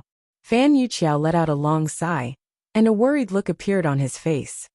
Our Fan family has always been in the business of mass production and sale of artifacts. Moyao Town is such a small place, and the business is ordinary. Most of our income comes from transporting the artifacts to Ba Immortal Town and selling them to earn back the cost. Ba Immortal Town? Do you mean the central town of the entire Baxian prefecture? Chung Minjing raised her eyebrows and asked curiously. That's right. As you can see, our Fan family has some influence in the town. It is all because of this source of income that we have been able to develop, Fan Yuqiao honestly said. But ever since the horse bandits, the road to Ba Immortal Town has been hard to travel. Not to mention being robbed. Sometimes even the road is blocked. Those horse bandits are so rampant? Is there no one who can control them? Xishan Giant Bull frowned and asked. Sigh. The place where they stay is a place where no one can supervise, but it is the only way for us to go to Ba Immortal Town. In the past, the Fan family could try their luck to go there a few times. This time no one could go there. They were all robbed. Fan Yuqiao shook his head and smiled helplessly. It's not that I want to trouble you two immortals, but if we don't solve those horse bandits, the Fan family will really be finished. When Xishan Giant Bull heard this, it immediately crossed its legs. This was an urgent matter. If it didn't take advantage of the guests now, when would it be? If that's the case, then the reward. Xishan Giant Bull had just said half of its words when it was interrupted by Chung Minjing. No problem. I agree to your conditions. Chung Minjing didn't have a special need for spirit crystals. As long as it could be used for her daily expenses, she didn't want to continue bargaining. She was worried about another matter. Shishan Giant Bull was slightly taken aback. He wanted to take this opportunity to extort Fan Yuqiao again. But Cheng Minjing agreed directly. Shishan Giant Bull opened its mouth, but in the end, it didn't say anything. Who asked its strength to be not as high as Cheng Minjing? With strength, you have the right to speak. Now it had become a small follower. Great. Fan Yuqiao was overjoyed. He was about to thank her from the bottom of his heart. But Cheng Minjing waved her hand and interrupted him. She said, "But in addition, I also have a small request. I hope that Master Fan can help us solve it with your best ability. If you don't agree, then we can only find someone else." "Fairy Cheng, please say it. As long as I can do it, I will do my best." At this time, Fan Yuqiao could see that although Shishan Giant Bull was Fairy Cheng's grandfather, he didn't have the power to make decisions. At critical moments, it was still Fairy Cheng who had the final say. To put it bluntly, it's very simple. On my way to Moyao Town, I was accidentally separated from a few of my companions. I want to borrow the power of the Fan family in Moyao Town to help me inquire about their whereabouts. Cheng Minjing finally revealed the most important purpose of her trip. "Oh, I thought it was a big deal. So it's just to help Fairy Cheng find a few people. That's too simple." Fan Yuqiao secretly breathed a sigh of relief. At first, he thought that Fairy Cheng, with her heavenly beauty, would make a request that he couldn't fulfill. He was on tenterhooks, but now he was finally relieved.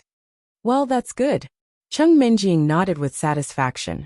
She pondered for a moment and added, "After I meet up with them, when the time comes, I am willing to pay the same price and invite all of Fairy Cheng's friends to be the Cheng family's worshippers." Fan Yuqiao said excitedly. "Also, you and your friends don't need to do anything. Just do your own things." From Fan Yuqiao's point of view, people who could become Fairy Cheng's friends were definitely not weak. If he could invite all of them back, then he wouldn't just be a tyrant in Moyao Town. He could even expand his power in Ba Immortal Town. What I mean is, after I find them, we will leave Moyao Town and go to other places. We won't continue to stay and waste Master Fan's spirit crystals." Cheng Minjing shook her head.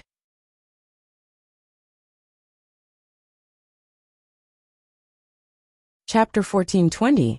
Glancing at Fan Yuqiao, Cheng Minjing asked faintly, "Are you unwilling to help me find my friends because of what I said?" "Hee, look at what you're saying. How can I, Fan Yuqiao, be such a person? Since Fairy Cheng and your friends have their own matters to attend to, the Fan family naturally won't force them." Fan Yuqiao laughed awkwardly and changed the topic to finding people. "How about this, Fairy Cheng? I'll have to trouble you to provide me with the names and appearances of your friends. I promise I'll be able to find them all." "Okay, one of the leading men is called Xiao Chong or Xiao Chen. He's about the same age as me, and his appearance is passable. The other one..." Cheng Minjing nodded and described Xiao Chen and the other's appearance in detail. She felt a little strange. Why did I say Xiao Chong's name first? Could it be because I used an alias, so I thought that Xiao Chen would do the same?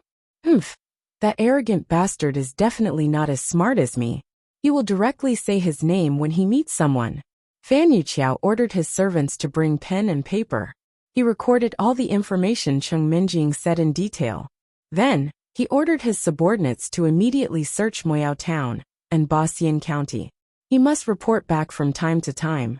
After sending out the order, Fan Yuqiao smiled and said to Cheng Minjing, "Fairy Cheng, don't worry.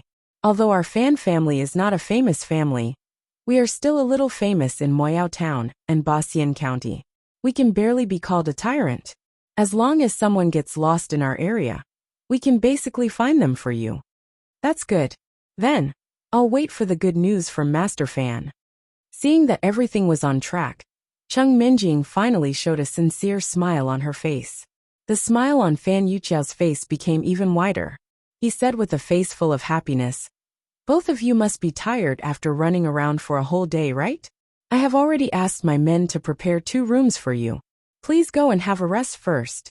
As for the escort plan I mentioned just now, this old man will make the preliminary preparations first. I will inform the 2 of you when it is completed." Cheng Minjing and Shishan Giant Bull did not refuse anymore.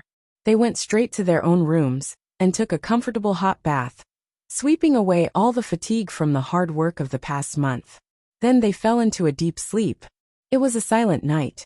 A few days later, Fan Yuqiao sent someone to invite Cheng Minjing and Xishan Giant Bull for a talk. He said that he had already released the news and needed to trouble the two of them to immediately prepare to escort a batch of valuable goods to Baxian County and sound out the movements of the horse gang on the way. Cheng Minjing and Xishan Giant Bull naturally had no objections. They agreed immediately, then packed up and followed the team. At first, the two of them thought that Fan Yuqiao was so cautious that he would definitely use some empty boxes as bait. However, when they came to the team and confirmed the goods to be escorted, they found that the boxes were filled with natural treasures and some very valuable treasures. Both of them were a little surprised. Xishan Giant Bull was even more shocked in his heart. It seemed that Fan Yuqiao must have been harassed by the horse gang before. It was not easy for him to have Cheng Minjing, a master of the nascent soul stage, to take charge. So this time, he was ready to go all out. Fan Yuqiao equipped both Cheng Minjing and Xishan Giant Bull with horses, so the two of them were riding side by side in front of the team. On the way, Xishan Giant Bull found that Cheng Minjing often made some strange gestures and made a few awkward dodging movements from time to time. It was a little surprised. Seeing Cheng Minjing began to make gestures again, Xishan Giant Bull simply asked, "My lady Cheng, what are you doing? Is there anything wrong with your body? Why don't I stop the team first and let us rest for a while before leaving?" "Shh, keep your voice down." Cheng Minjing was shocked. She quickly put her index finger on her lips and quietly looked around. What's going on? Why can't I speak?" Xishan Jinunia looked at Cheng Minjing's appearance and was a little confused as it muttered inexplicably. Cheng Minjing observed for a while and felt that she did not attract the attention of others. Then she whispered, "I am practicing how to fight with others and how to avoid the opponent's martial arts. Xiao Chen taught me a few times in the past, but it's been too long since I used it. I seem to have forgotten." You. Are you kidding me? As a master of the nascent soul stage, you don't even know how to fight." Xishan Giant Bull was dumbfounded and asked in disbelief, "Did you not practice the corresponding martial arts when you were learning the mental cultivation method before?" "I told you, Xiao Chen taught me a few moves, but I forgot." Cheng Minjing's face was a little red, and she said very confidently, "This." Xishan Giant Bull was speechless for a while. Suddenly, he thought of something and asked doubtfully, "The move that you used to kill the bodyguards of the Fan family, did you learn it from me?" "Nonsense. If I didn't learn it on the spot, how could we get so many benefits? I would have been killed by that B***TCH Gao long ago." Cheng Minjing nodded, as if it was a matter of course. "What the F***CK? You're too bold." Xishan Giant Bull's eyes almost popped out. At that time, he vaguely felt that Cheng Minjing's moves were very familiar, but he didn't look carefully in a hurry. He thought it was purely a coincidence. He didn't expect this girl to be so smart and directly use the martial arts of the evil cultivator to deal with the enemy. At this time, Xishan Giant Bull could only secretly rejoice. Fortunately, his luck was good and nothing went wrong. Otherwise, the two of them would have been killed long ago, and there wouldn't be these things later. "Don't admire me too much, I'm so smart." Speaking of this, Cheng Minjing suddenly rolled her eyes, held her chin and said, "Oh yes. Anyway, I've already learned it once last time. Why don't you teach me a few more moves? I can't use the same move every time. It's easy for others to see through my flaws." "I say, madam, don't make such a joke." Xishan Giant Bull was shocked and quickly waved his hand to refuse. "Why are you so stingy?" Cheng Minjing curled her lips and said, "I'm just learning a few moves from you. It's your honor that I want to learn." "What does this have to do with being stingy?" Xishan Giant Bull rolled his eyes and patiently explained, "I'm an evil cultivator, and you're an evil cultivator. The corresponding martial arts of the two kinds of mental cultivation methods are not interchangeable. Even the way of qi circulation is very different. You were lucky to be able to successfully use your palm the last time. Remember, don't learn martial arts randomly in the future. or it's easy to be possessed by the devil.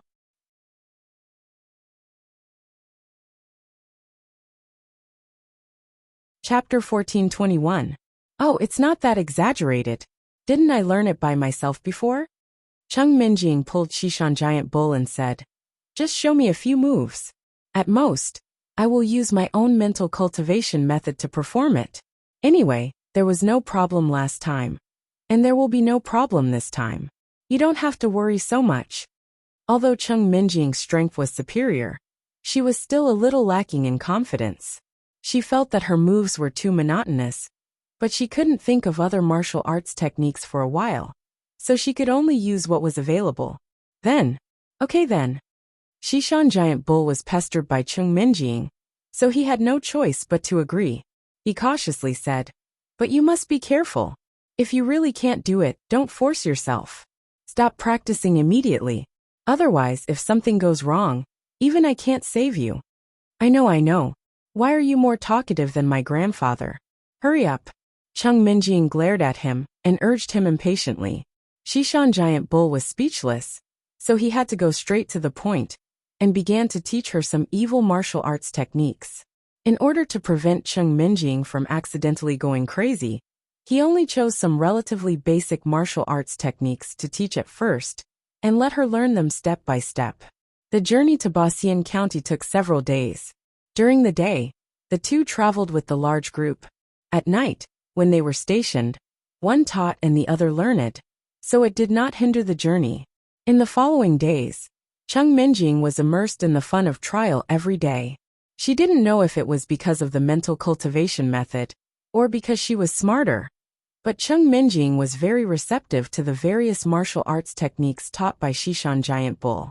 As long as she repeatedly urged it a few times, and experienced the movement of the primordial qi in her body, she could basically master this martial arts technique. After practicing a few more times, Chung Minjing found that her moves became smoother and more powerful. Gradually, the beginner martial skills could no longer satisfy her. Chung Minjing simply went to the giant ox of the Western Mountain and asked to learn some higher-level martial skills. At first, West Mountain Giant Bull didn't agree, but it couldn't resist Chung Minjing's threats and temptations, so it had no choice but to teach her a few more moves. When she was training, it stood by the side and carefully protected her, ensuring that she wouldn't be in any danger. After a few days, Chung Minjing and the others gradually approached Basian Prefecture. On this day, the whole team was resting at the foot of the mountain when the scout ahead came back with a report. Reporting to Fairy Chung, after we pass through the valley in front, we'll be able to reach Basian County in a day's time. All right. Have you found any traces of mounted bandits in front? Chung Minjing nodded and looked around at the steep cliffs around her. Although she felt that this place didn't seem to be suitable for an ambush, she released her divine sense to be cautious and prepared to check the surrounding situation. Not for the time being. Maybe the mounted bandits know that you are escorting them, so. Before the scout finished flattering her, a loud boom suddenly came from the valley. Accompanied by the loud noise, the cliffs on both sides of the valley exploded violently. Many boulders mixed with tree trunks rolled down from the mountain, smashing into a cloud of smoke and directly blocking the way forward of the team. Everyone was shocked and subconsciously looked for a place to hide. At this time, Chung Minjing had also used her divine sense to see the mounted bandits lying in ambush on the mountain. At this moment, they were rushing to the foot of the mountain aggressively. Everyone be careful. The mounted bandits are coming. Chung Minjing shouted in a deep voice. In her divine sense, she could see that there were at least 100 people on the other side. Except for the leader of the mounted bandits who didn't wear a mask, the others were all dressed in black, and their faces were covered with thick black cloth. They revealed a pair of murderous eyes and rushed toward the crowd. As soon as Chung Minjing's voice fell, the group of mounted bandits appeared in everyone's sight. They only stopped when they were only a few dozen feet away. Ha ha ha ha ha. The old thing of the Fan family is really not afraid of losing money. After suffering so many losses, he still dares to send people to Basian County to transport goods. The leader of the mounted bandits had a fierce face and a scar extended from his left eye to his right ear. He looked a little ferocious. At this time, when he saw the large boxes of goods in the transportation team, he couldn't help but laugh proudly. Chung Minjing and Shishan Giant Bull didn't have time to pay attention to him. They first went to check the condition of the other accompanying people. After confirming that everyone was just frightened and not injured, they got into position to confront the scar-faced man. The scar-faced leader swept his gaze over everyone present, as if he was looking at ants. Finally, his gaze stopped on Chung Minjing, who was at the very front. When he saw her pure and peerlessly beautiful appearance, a look of greed instantly surged in his eyes. Chung Minjing frowned slightly. She felt very uncomfortable with the scar-faced man's wolf-like eyes. However, she didn't rush to make a move. Instead, she and Shishan Giant Bull were on guard, planning to observe the opponent's strength first. The scar-faced man's wretched eyes wandered back and forth on Chung Minjing's body. He stuck out his tongue and licked his upper lip. With an evil smile, he said, "Hee hee, I didn't expect old man Fan to be so tactful. He knows that I've been cooped up here for a few days and really can't bear the loneliness. So he specially sent me such a beautiful girl. It looks like I didn't come here for nothing. Not only can I make a fortune, I can also have some fun with this beauty. It's a perfect win-win situation." Impudent. Don't talk nonsense. Immortal Chung is a super expert invited by the Fan family. How can you bandits disrespect her? Hearing the scar-faced man's unbridled flirting, Shishan Giant Bull immediately rebuked him coldly. However, rebuking was one thing, but Shishan Giant Bull still wisely stood behind Chung Minjing. After all, he only had the strength of a foundation establishment cultivator. If he really went up against such a large group of bandits, not even dregs would be left of him. Therefore, he only dared to say it. Even if he had 3 times the courage, he still wouldn't dare to directly attack. "Oh, so it's an immortal." The scar-faced man's eyes immediately lit up.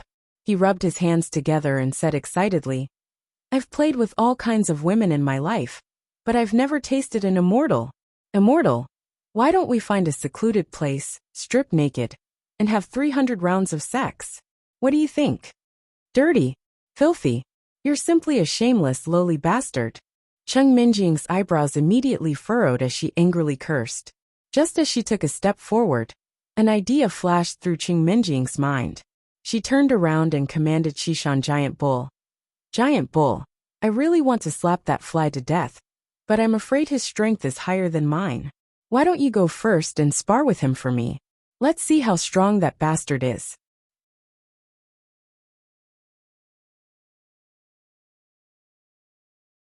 Chapter 1422. Shishan Giant Ox immediately broke out in a cold sweat when it heard this. Its face fell and it said, "Great Aunt Chung, I'm only at the foundation establishment stage. There's a huge gap between us. I'm more like bullying those chi refinement stage cultivators. Besides, if he doesn't make a move, I can't see his strength. What if he's stronger than me when he comes out? Wouldn't I be courting death? Then what should I do?" Chung Minjing pouted gloomily. However, before she could make a decision, the other party couldn't hold it in anymore. "Since Madam Chung doesn't want to come, I'll have to go and find you myself, ha ha ha." The scar-faced man obviously couldn't wait any longer. Driven by lust, he immediately took out his own magical weapon and revealed his cultivation of Golden Core Stage Level 5. The corners of his mouth curled into a lewd smile as he flew towards Chung Minjing. The scar-faced man's magic weapon was a flag with a wooden handle. There was a strange pattern on the flag. As he rushed over, he threw the flag, and the wooden handle was stabbed into the soil. As soon as the flag landed on the ground, the scar-faced man immediately started chanting. A dark purple light suddenly spread out from the flag. Before Chung Minjing and Shishan Giant Ox could react, they were already enveloped by the light. "Damn! What the hell is this?" The Shishan Giant Ox was shocked by the purple light and immediately realized that something was wrong. It couldn't help but exclaim, "Damn! I've actually been demoted to the Chi Refinement Stage Level 7. This beam of light is so freaking creepy." After realizing that the flag was strange, the Shishan Giant Ox immediately retreated. As it retreated, it reminded Chung Minjing, "Madam Chung, Let's quickly leave the range of the purple light. If you get demoted, you'll be in trouble. Chung Minjing did not have enough battle experience. At first she was slightly stunned. After hearing Shishan Giant Bull's words, she did not care about anything else, and immediately prepared to retreat. Unexpectedly, Scarface's figure flashed and quickly cut off her path. Scarface directly ignored the retreating Shishan Giant Bull, and stared at Chung Minjing with a lewd expression. He reached out his hand towards her chest and muttered, "Little fairy, don't be in such a hurry to leave. Come, let me have a taste of my hands first. Since you can't go back today, you might as well lie down and accept your fate." Hee. Shameless. Vulgar. Pervert. Chung Minjing snorted softly. She lightly stepped on the ground with the tip of her foot, and her body floated to the left, nimbly dodging Scarface's perverted hand. After landing on the ground, Chung Minjing immediately activated her technique and checked her condition. Her serious expression suddenly turned into one of surprise. She blurted out, "Giant Bull, I don't think I'm affected. I'm still at the original infant stage. What's going on?" Ha, little fairy is indeed too naive. Scarface approached Chung Minjing and laughed weirdly. "Although my magical equipment does not have any offensive capabilities, anyone who is affected by its light will have their cultivation lowered. Naturally, you are only at the original infant stage. What? You're an original infant stage expert." Scarface, who was about to reach Chung Minjing, suddenly staggered and stopped in his tracks. He barely managed to maintain his balance, and looked at Chung Minjing in disbelief. His expression was a little distorted. "Yes, but it's too late for you to realize it. Go and die, you perverted shameless bastard." Chung Minjing shouted, and activated the Yuan Qi in her body to cover her right palm. Her figure flashed, and in a blink of an eye, she appeared behind Scarface and pushed her right palm forward. Dark Devour. Scarface only felt his vision blur, and then his entire body felt like it had been thrown into an ice cave. All the hairs on his body stood up. Without waiting for Scarface to react, a light young girl's voice suddenly rang out from behind him, carrying a faint coldness. Following that, a wave of vicious strength chi followed closely, smashing heavily onto his back. Boom! Just as the thought of dodging arose, Scarface was sent flying into the air by Chung Minjing's palm strike. The last thing Scarface felt in this world was as if his internal organs had been smashed into pieces by a fist. Flying through the air, he spat out a mouthful of blood mixed with his shattered internal organs. Then he fell heavily onto the ground. His eyes rolled back, and he stopped breathing, becoming a corpse. The mounted gangsters who had been cheering loudly at the back were instantly silenced. The echoes of their cheers still lingered in the air above the valley. The mounted gangsters were so frightened that they could not close their mouths. Their faces were pale as they looked at each other. They had no idea what had just happened. Originally, they had thought that they would be able to smoothly snatch the goods. If they could please their leader, he might even reward them with something good. They did not expect that in the blink of an eye, the originally arrogant and despotic Scarface would be beaten to death by a weak young girl. Many people saw the scene of Scarface's tragic death, and could not help but feel timid. Their footsteps gradually moved back, quietly thinking of escaping. "Brothers, don't be afraid. No matter how powerful that stinking girl is, she may not be able to defeat so many of us." Someone in the crowd shouted first, stopping the retreating footsteps of the crowd. The mounted gangsters thought that it was right. No matter how powerful that girl was, she was only one person. They had over 100 people. Even if they relied on pressure, they could crush her to death. What was there to be afraid of? "Everyone, let's attack together. Let's kill that girl first, then steal the Fan family's goods. Yes, that whore killed Big Brother. We have to avenge Big Brother. Let's rape her first, then kill her, then rape her again. Attack. Kill those bastards from the Fan family, and make them regret appearing here. Let's take all their things for ourselves." Thinking up to this point, the rest of the mounted gangsters seemed to have been injected with chicken blood. They roared fervently. The mounted gangsters who were walking in front were the first to pounce on Chung Minjing and the others. Their eyes were bloodshot, and they all looked as if they were ready to fight to the death. West Mountain Giant Bull, let's hurry up and run. There's no way I can defeat so many people. Seeing over 100 mounted gangsters holding various magical weapons and surging forward with ferocious expressions, Chung Minjing was so frightened that her legs turned to jelly. She stuttered as she shouted to the West Mountain Giant Bull who had caught up again. Chung Minjing felt that she might have gotten herself into big trouble this time. Just because she killed a shameless person, she actually attracted so many people. How could she possibly defeat them? It was better to hurry and escape with the West Mountain Giant Bull. Stop. Don't be so flustered all the time. Those are just chi condensation and foundation establishment stage horse bandits. To you they're just weak chickens. What's there to be afraid of? The Shishan giant ox didn't mind too much and waved its hand.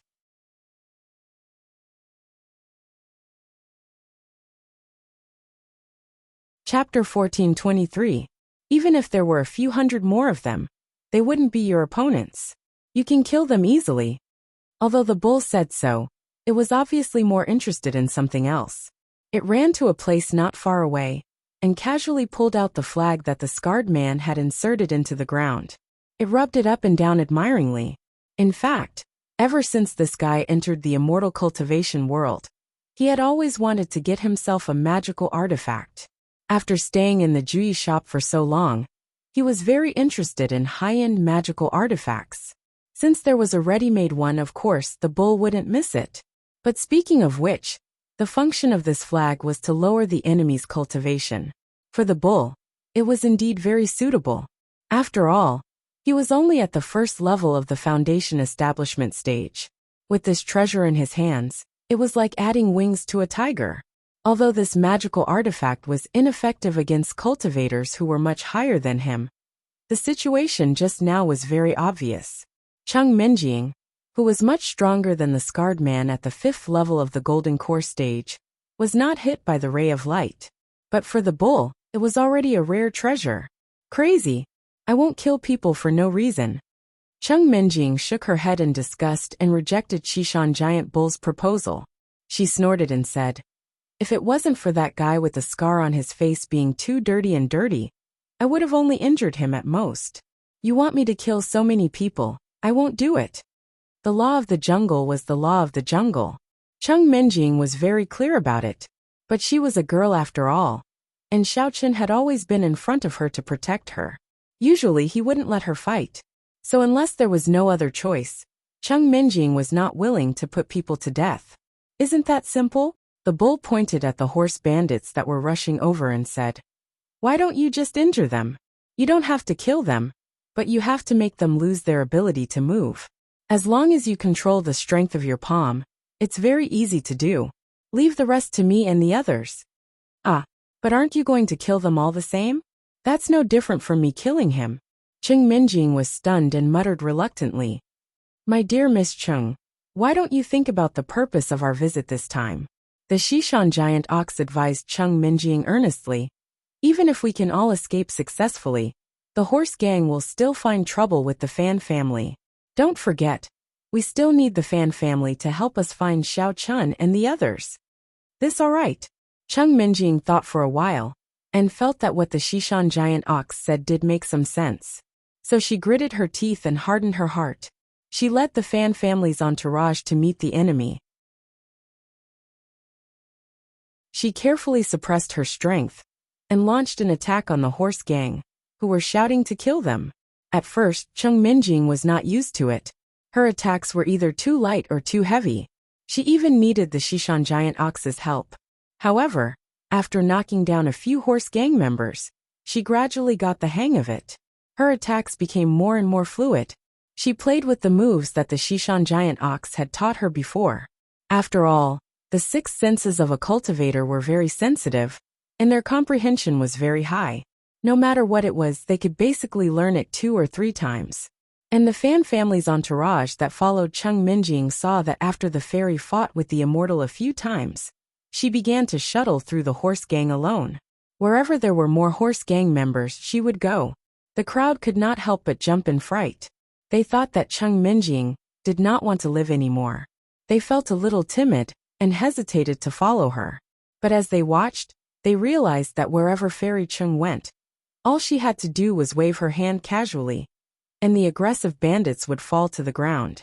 Not only would they cry out in pain, but they would also lose the ability to move. They could only be slaughtered by them. After a while, the Fan family's entourage came back to their senses. While they were shocked, they also admired this Fairy Chung. Not long after, the originally high-spirited horse gang was completely defeated. Other than those who were injured and captured, the rest of the horse gang members were scared witless. No one knew who was the first to shout, but they turned around and fled the way they came. Someone was the first to escape from the scene, and the others immediately followed.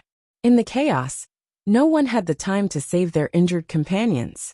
They all ran away like a swarm of bees. Some of them even abandoned their magic tools and wished they had 4 more legs. They ran away from the scene at the fastest speed they could muster. Looking at the fleeing horse gang members, Chung Minjing was too lazy to continue chasing. She stopped and glanced at the scene. She ordered the Fan family's entourage to take the captives as soon as possible. Then she packed up and prepared to return to the Fan family. Anyway, the road ahead was now blocked by falling rocks. If they wanted to go to Ba Immortal Town, they would need to take a long detour. Besides, the original purpose of this mission was to lure the horse gang out to intimidate them. Since the mission was completed, there was no need to go to Ba Immortal Town. Chung Minjing and others were still on the way back to Moyao Town, but the escaping horse gang members had returned to the hiding place in the desert. The mounted gangsters were still in a state of shock. Those who were slightly more clear-headed immediately went to find their leader and reported the failure of today's robbery in full detail. They also described Chung Minjing as if she was a killing star who had descended from the heavens. The leader of the horse bandits was frightened by his subordinates. Looking at everyone's flustered appearance, he couldn't help but feel bewildered. For the sake of caution, he simply sent out a small team of scouts to investigate Moyao Town. The news came back quickly. The horse gang leader learned that the Fan family had invited a master to serve them a few days ago, and it was a woman. Although he did not know her specific cultivation level, she could kill his men at the 5th level of the Gold Core stage. Her strength was obviously not to be underestimated. The woman also brought her grandfather with her. It was said that his strength was not as high as his granddaughter's, but he was also hired by the Fan family as a master. Although he did not know why the woman went out with her grandfather, since the news came like this, the horse gang leader must treat it seriously. After pacing back and forth in the room for a few times, the horse gang leader felt that this situation was a bit special. He really could not make a decision. He simply took out a sound-transmitting talisman and planned to contact the higher-ups, report this matter, and discuss a solution. He took out a basin and filled it with water. The horse gang leader put the sound-transmitting talisman into the water, muttered a few words, and then waited silently.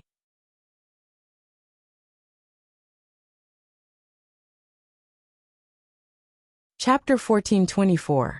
Jin Yuanfeng, what's the matter? I don't have time to chat with you now. Try to keep it short. The water basin where the voice-transmitting talisman was placed rippled, and transparent bubbles floated to the surface of the water. An ethereal voice suddenly sounded in the room. It was hard to tell if it was a man or a woman, but the tone was urgent. Young master, there's a situation in the area I'm in charge of today. The leader of the horse bandits, Jin Yuanfeng, quickly shouted to the water basin. What situation? Get to the point. The person who was called young master ordered concisely. Yes. Jin Yuanfeng nodded respectfully and said, a few days ago, an expert from the Fan family came to Moyao Town. Then, he was intercepted by our people when he was transporting goods to Ba Immortal Town. I didn't expect that guy to not only kill one of my Golden Core subordinates, but also injure and capture dozens of people. So, I think it's necessary to report this situation to you. The young master paused for a moment, and the voice that came again was a little surprised. There's such a thing? Do you know where the Fan family hired the expert from? What's the specific strength of that person? Did you find out which family or sect she came from? I'm not sure about the specific strength, and I couldn't find out who's backing her. Jin Yuanfeng sighed with some annoyance and said hesitantly, "You don't know this and that, then what do you know?" The young master's voice was obviously a little dissatisfied. "According to the information that came back, we only know that the girl and her grandfather were originally working in a shop under the Fan family. Later, because they killed the Fan family's bodyguard and revealed their true strength, they were invited back by Old Man Fan in the process of escaping." Jin Yuanfeng hurriedly reported what he knew about the situation. "What? The expert from the Fan family is a woman? And she has a grandfather?" The young master was slightly stunned and asked in a deep voice, "Didn't the horse bandits under you fight with her? Did you feel her strength? What about her grandfather's strength?" Reporting to young master, according to the speculations of the subordinates who escaped, that chick's cultivation is at least at the 7th or 8th level of the gold core stage. However, her grandfather's strength isn't that great. It seems that he's only at the chi refining or foundation establishment stage. Jin Yuanfeng hesitated for a moment. He felt that his subordinate's report was a little unreliable, but he still said it. "There's actually such a huge difference." The young master was silent for a while before asking, "What do she and her grandfather look like? Give me a simple description, and I'll help you investigate to see which sect or family he's from." "Oh, that little girl is quite pretty. Her eyes are very big, and her nose bridge is also very high. However, her figure is not that great. As for that old man, he is very ordinary. Apart from his gloomy expression, there doesn't seem to be anything special about him." Jin Yuanfeng tried hard to recall the situation and answered with difficulty. At that time, his subordinates were scared out of their wits and were busy running for their lives. How could they have the time to take a closer look at what the other party looked like? Therefore, the information he received was only as rare as phoenix feathers and unicorn horns. "What kind of nonsense is this? I asked you to talk about the other party's appearance. Why are you talking about her figure? Besides, the information you reported is nondescript. Where do you want me to find her for you? There are many beautiful women in the world of cultivators, and gloomy old men are a dime a dozen. How do you want me to find her? This is simply nonsense." The young master was very displeased as he scolded. The corner of Jin Yuanfeng's mouth twitched after being scolded. He said with a bitter face, I'm sorry, young master. Why don't you just tell me what I should do next? If worse comes to worst, I'll personally take action and capture that little girl and her grandfather. Then, I'll hand them over to you to deal with. What do you think? What's the use of capturing them? I can't be bothered with your trivial matters." The young master replied somewhat impatiently. "Then what should we do?" Jin Yuanfeng didn't dare to talk back and asked cautiously. The young master seemed to have thought it through. After hearing what was said, he decisively said, "The disciples of those big families and sects definitely won't be so bored as to run to the remote Moyao town just to help the Fan family. Since her strength is so low, you might as well directly challenge her to a battle and kill them all, lest the night is fraught with dreams, and they come up with something else." At this time, the young master's heart was very clear. Moyao town was located in a remote desert, and the Fan family wasn't some famous family. The people they could invite naturally didn't have any background or identity. At most, they only had a little bit of cultivation strength. Even if they killed them, there definitely wouldn't be anyone who would seek revenge for them. Therefore, they didn't need to worry about anything. After killing them and throwing them into the desert, who would know it was the horse bandits who did it? Good. I'll listen to young master. I'll write the battle invitation now. Jin Yuanfeng came to a sudden realization and quickly nodded. He immediately found a pen and paper and wrote with great speed. After a while, Jin Yuanfeng finished writing the battle invitation and read it to the young master. After obtaining his approval, he put the written battle invitation in an envelope and ordered the servants to quickly send it to the Fan family. All right, if there's nothing else, then let's leave it at that. In the future, don't report such small matters to me. You can make your own decisions. After saying that, the young master's voice disappeared, and the voice-transmitting talisman floating on the water also melted in the clear water. All right, young master, Just wait for my good news. Although the voice-transmitting talisman had disappeared, Jin Yuanfeng still made a vow to the basin with all his might. Early the next morning, Fan Yuqiao received the battle invitation from Jin Yuanfeng. This situation was also unexpected to him. However, Fan Yuqiao naturally couldn't help Cheng Minjing make a decision. He could only send someone to find Cheng Minjing and Xishan Giant Bull, the two mighty immortals, and present the battle invitation to them. Then, he waited for them to read it and discuss countermeasures together. Those horse bandits are really annoying. I thought that the Scarface man was the leader of the horse bandits.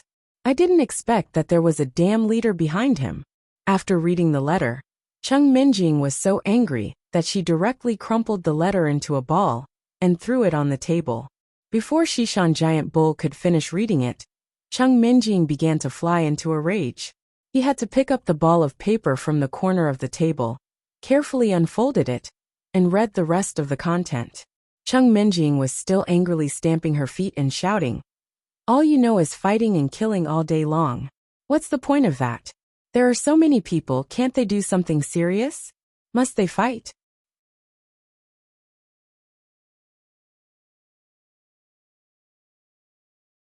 Chapter 1425. The giant bull flicked the crumpled invitation and said coldly, "It doesn't matter. Since Jin Yuanfeng is so eager to die, why don't you fulfill his wish, granddaughter? As long as you kill him, the Fan family will be able to relieve some pressure, and their business will definitely be much better. It's easy for you to say, what if he's stronger than me? Then I'll be the one to die. I won't do it." Cheng Minjing glared at the bull unhappily. She thought that this greedy old guy must want to take the opportunity to extort Fan Yuqiao of spirit crystals again. Otherwise, he wouldn't be so proactive.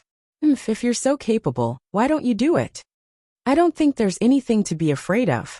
No matter how powerful he is, his strength can't be higher than yours, Xishan Giant Yak confidently guaranteed, then smiled mysteriously and said, "Besides, don't I still have a secret weapon in my hand?"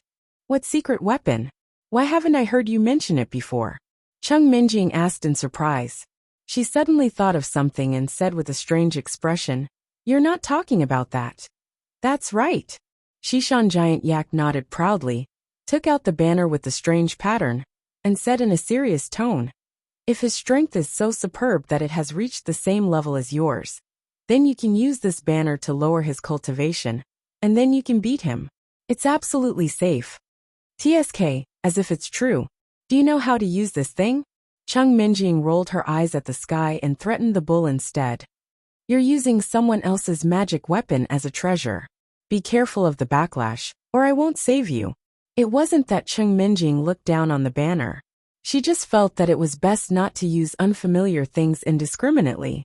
Otherwise, God knows what dangerous situation would occur. "Oh, it's not difficult at all." Xishan Giant Bull did not take Cheng Minjing's threat to heart at all. Instead, it raised the flag and said excitedly, "I saw that guy just casually stuck the flag in the ground and chanted a spell to activate it. The spell seemed to be," the cowboy recalled carefully, then threw the flag in his hand to the ground. Relying on his memory, he chanted a few strange incantations at the flag. Not only did Cheng Minjing frown, even he himself was not sure if he was chanting correctly. After a while, the banner on the ground did not respond at all. Xishan Giant Yak changed its method and chanted another set of incantations, but it still had no effect. After that, no matter how the Xishan Giant Yak chanted in a different posture or incantation, the banner on the ground did not change at all. Gradually, this fellow felt a little embarrassed, but he still forced himself to chant the incantation, not knowing how to end the situation. "Great hero Xishan, we don't have much time now. Why don't we try again another day?" Seeing this, Fan Yuqiao had to come out and smooth things over. He smiled amiably and said, "Let's solve the problem of the horse gang's provocation first. This broken flag. It's stupid when it's time to make me proud. It's really not useful." Hearing this, Xishan Giant Bull had to put away the flag embarrassedly and took the opportunity to step down. Fan Yuqiao naturally would not say anything more to Xishan Giant Bull. Instead, he turned to Cheng Minjing and said with a smile, "Fairy Cheng, If you have the confidence, why don't you go and meet the horse gang leader, Jin Yuanfeng? The horse gang here should be under his control. If you can kill him, it will be a great contribution to Moyao Town. I will pay you a large sum of spirit crystals as your reward. What do you think? The Shishan giant ox was feeling dejected, but when it heard that there were spirit crystals to take, its eyes lit up and it immediately egged her on. Granddaughter, on account of Patriarch Fan's sincerity, why don't you agree? We can go and see the situation first. If we really can't beat him, then we can think of other ways. You're useless. Hearing spirit crystals makes your ears go soft. Cheng Minjing rolled her eyes at Shishan Giant Bull and directly exposed his purpose. However, scolding was just scolding. Cheng Minjing really wanted to earn more spirit crystals for her expenses in the immortal cultivation world after she left the Fan family. For the past few days, the Fan family had been working hard to find people, but none of the information they sent back was about Xiaochen. Cheng Minjing estimated that the Fan family might not be able to find those people. When the time came, she would have to go to the Dada Immortal Cultivation Chamber of Commerce and entrust them to find the whereabouts of Xiao Chun and the others. At that time, she would have to spend a lot of spirit crystals. Thinking of this, Cheng Minjing did not want to refuse. She nodded decisively and said, "Okay, then let's go and meet the horse gang leader. However, I don't know the place written on the invitation. I'll have to trouble Master Fan to find someone to lead the way for me." Okay. This is a small matter. Absolutely no problem. Fan Yuqiao happily agreed. He looked at the sky outside and added, "Since the time of the battle is in the afternoon, after lunch, I'll ask the servants to bring 2 horses over. Then, I'll find a servant who knows the road best to guide you to that place." Fan Yuqiao was looking forward to it. If Cheng Minjing could really kill the horse gang leader, then the Fan family would be the biggest beneficiary. Not only would the road to Baoxing County be unimpeded, but they would also not have to worry about their goods being hijacked in the future. After lunch, it was almost time for the agreed time. Cheng Minjing and Shishan Giant Bull were led by the Fan family to a suburb west of Moyao Town. This was the place designated by Jin Yuanfeng for the decisive battle. Under the scorching afternoon sun, the endless yellow sand emitted waves of heat visible to the naked eye. Jin Yuanfeng led his horse gang to stand in a row. They had been waiting here for a long time. When Jin Yuanfeng saw Cheng Minjing and Shishan Giant Bull, his eyes flashed with a strong killing intent. If it weren't for these 2 people appearing out of nowhere and disrupting his robbery, he wouldn't have failed to rob the Fan family's goods and lost a golden core expert for nothing. Cheng Minjing urged her horse forward and slowly approached the place where Jin Yuanfeng was standing. Shishan Giant Bull and the Fan family's servants stayed not far away, hiding under a small tree to watch. Shishan Giant Bull had a clear understanding of himself. His cultivation was too low, and he was very timid. If he was accidentally injured, it would be a big joke. Therefore, he only dared to stand far away, and did not dare to rashly enter the range of the battle between the 2. Jin Yuanfeng saw Cheng Minjing approaching and asked loudly, "You are the Cheng family's guest?"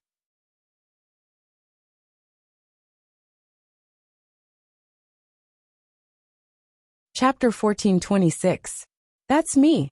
Cheng Minjing was too lazy to hide and nodded calmly. After carefully sizing up Cheng Minjing, Jin Yuanfeng sneered and said, "TSK, you're indeed very beautiful. No wonder my useless and lecherous subordinate would fall into your hands. But I have to say, you actually dared to come to the appointment without knowing your opponent's strength. I really don't know if you're stupid, or if you've been blinded by your previous victory. That's enough. Why are you nagging so much? This damn place is too hot. I don't have time to waste with you. What if my delicate skin gets tanned? There's no sunscreen here. Hurry up and make your move." Cheng Minjing frowned and urged impatiently. Cheng Minjing's skin was very fair. Although she sometimes envied that kind of healthy wheat-colored skin, she didn't want to be tanned like an African nigger. So she wanted to finish as soon as possible and call it a day. Ha ha ha. It seems that the saying beautiful women don't have brains is indeed true. Little girl, you're really a fool. Jin Yuanfeng looked up to the sky and laughed, then suddenly stopped. He stared at Cheng Minjing and said with a murderous look, "Then don't blame me for being ruthless." As soon as his voice fell, Jin Yuanfeng's body trembled, and his pupils emitted a bright light. His feet stepped heavily on the ground, and his whole body rose from the horse and flew in the direction of Cheng Minjing. In the process of gliding, Jin Yuanfeng's fist had already condensed a thick layer of yuan qi. With the momentum of the dive, he fiercely smashed towards Cheng Minjing. Why don't you have an artifact?" Cheng Minjing couldn't help but be surprised and asked subconsciously. Although she was surprised, Cheng Minjing's dodging movements didn't hesitate. She quickly supported herself with her palms on the horse's back, then made a beautiful backflip, and landed on the sand with a graceful and smooth posture. Bang! Jin Yuanfeng's fist missed and smashed into the horse's back. The horse let out a mournful cry as a bloody hole appeared on its body. It fell to the ground and struggled for a while before spitting out blood and dying. Cheng Minjing frowned. At this moment, she had already figured out Jin Yuanfeng's strength from his punch. He was merely at level 2 of the original infant stage. She was relieved. After she stood still, she didn't wait for Jin Yuanfeng to make another move. She immediately pushed her palm towards him. Jin Yuanfeng's mouth suddenly curled into a strange smile when he felt the strong air wave coming towards him. He said in a strange tone, TSK, I didn't expect you to have such rich fighting experience at such a young age. It's a pity that your strength is too low. Otherwise, it's very likely that you would have succeeded." As soon as he finished speaking, Jin Yuanfeng unbuttoned his shirt, revealing a diamond-shaped mirror. Cheng Minjing looked at Jin Yuanfeng's actions in bewilderment. That mirror looked extremely ordinary. Could it be that this fellow thought that he could use an ordinary heart protection mirror to block my attack? However, Cheng Minjing quickly realized that she was wrong. When Jin Yuanfeng channeled his qi into the mirror actually reflected a transparent barrier in front of him. At this moment, Cheng Minjing's palm wind had just touched the surface of the barrier when the barrier suddenly flashed with a layer of light. Immediately after, the palm wind was reflected back. What the hell is this? Ugh! Cheng Minjing was momentarily shocked. She didn't have the time to dodge and was hit by the rebound palm wind. Fortunately, Cheng Minjing had already used her qi to protect the vital parts of her body. Although she was pushed back a few steps by her own palm wind, and her internal organs churned for a while, it wasn't a big deal. "Little girl, didn't you ask me why I don't have a magic artifact? This is my magic artifact." Pointing to the diamond-shaped mirror hanging on his chest, Jin Yuanfeng proudly raised his chin and said, "You are a teenage mutant ninja turtle." Cheng Minjing finally calmed down her surging qi and blood, and couldn't help but scold him. "What turtle?" Jin Yuanfeng blinked his eyes. He didn't understand the term Cheng Minjing mentioned. He simply continued to introduce it with satisfaction. "But that's not important. My magic artifact is a defensive type. Its effect is indeed the same as a turtle's shell. It can perfectly reflect the opponent's attack. With your insignificant strength, any attack you launch will not be able to harm me. Instead, it will only cause you more pain. So I advise you to obediently surrender." Shishan Niu, who was listening not far away, suddenly changed his expression. He didn't expect there to be such a shameless magic artifact in the world of immortal cultivation. It seemed that Cheng Minjing was in trouble this time. Even if she could win, she would have to pay a great price. But on second thought, Shishan Niu felt that he was lucky. The palm wind that Cheng Minjing had launched just now didn't seem to exert her full strength. It was obvious that she was also testing the opponent. Otherwise, she would have been killed by him by now. "So that's how it is. It seems that I really underestimated you." After listening to him, Cheng Minjing nodded and smiled slightly. "But now that you have revealed the secret of the magic artifact, there is no need for me to hold back anymore. Let's end the battle as soon as possible." Before she finished speaking, Cheng Minjing's elemental energy, which was originally covering her body, suddenly surged. Her cultivation at the peak of the nascent soul stage was instantly revealed. Before anyone could react, she waved her slender left palm at Jin Yuanfeng and shouted, "Dark Devour! WH! What? You're not at the second level of the original infant stage. Jin Yuanfeng was stunned by the aura that Cheng Minjing was emitting. He stuttered in shock. The girl in front of him seemed to have changed into a different person. From her petite body, a majestic pressure was released. It caused Jin Yuanfeng to feel a deep sense of fear. A gust of suffocating air, mixed with the sand that had been roasted by the sun, swept toward Jin Yuanfeng in an overwhelming manner. Although he was still in the middle of the desert, Jin Yuanfeng felt as if he had fallen into an ice cave. He hurriedly used all his strength and poured all the qi in his body into the mirror in front of his chest. A transparent barrier that was even wider and thicker than before was quickly reflected in the mirror, standing straight in front of Jin Yuanfeng. Seeing that the powerful qi was blocked outside the barrier, Jin Yuanfeng let out a sigh of relief. Boom! In the blink of an eye, Cheng Minjing's martial technique smashed heavily on the thick barrier. At that moment, it was as if the entire world had come to a standstill. Even the flying grains of sand seemed to have stopped moving in that instant. Jin Yuanfeng and the mounted gangsters behind him stared fixedly at the barrier. All sound had disappeared from their ears. The only thing left in the world was the barrier and the powerful qi in front of it. You're tuning in to the Journey of the Soul YouTube channel. Don't forget to subscribe and join us on this journey to catch the most captivating stories.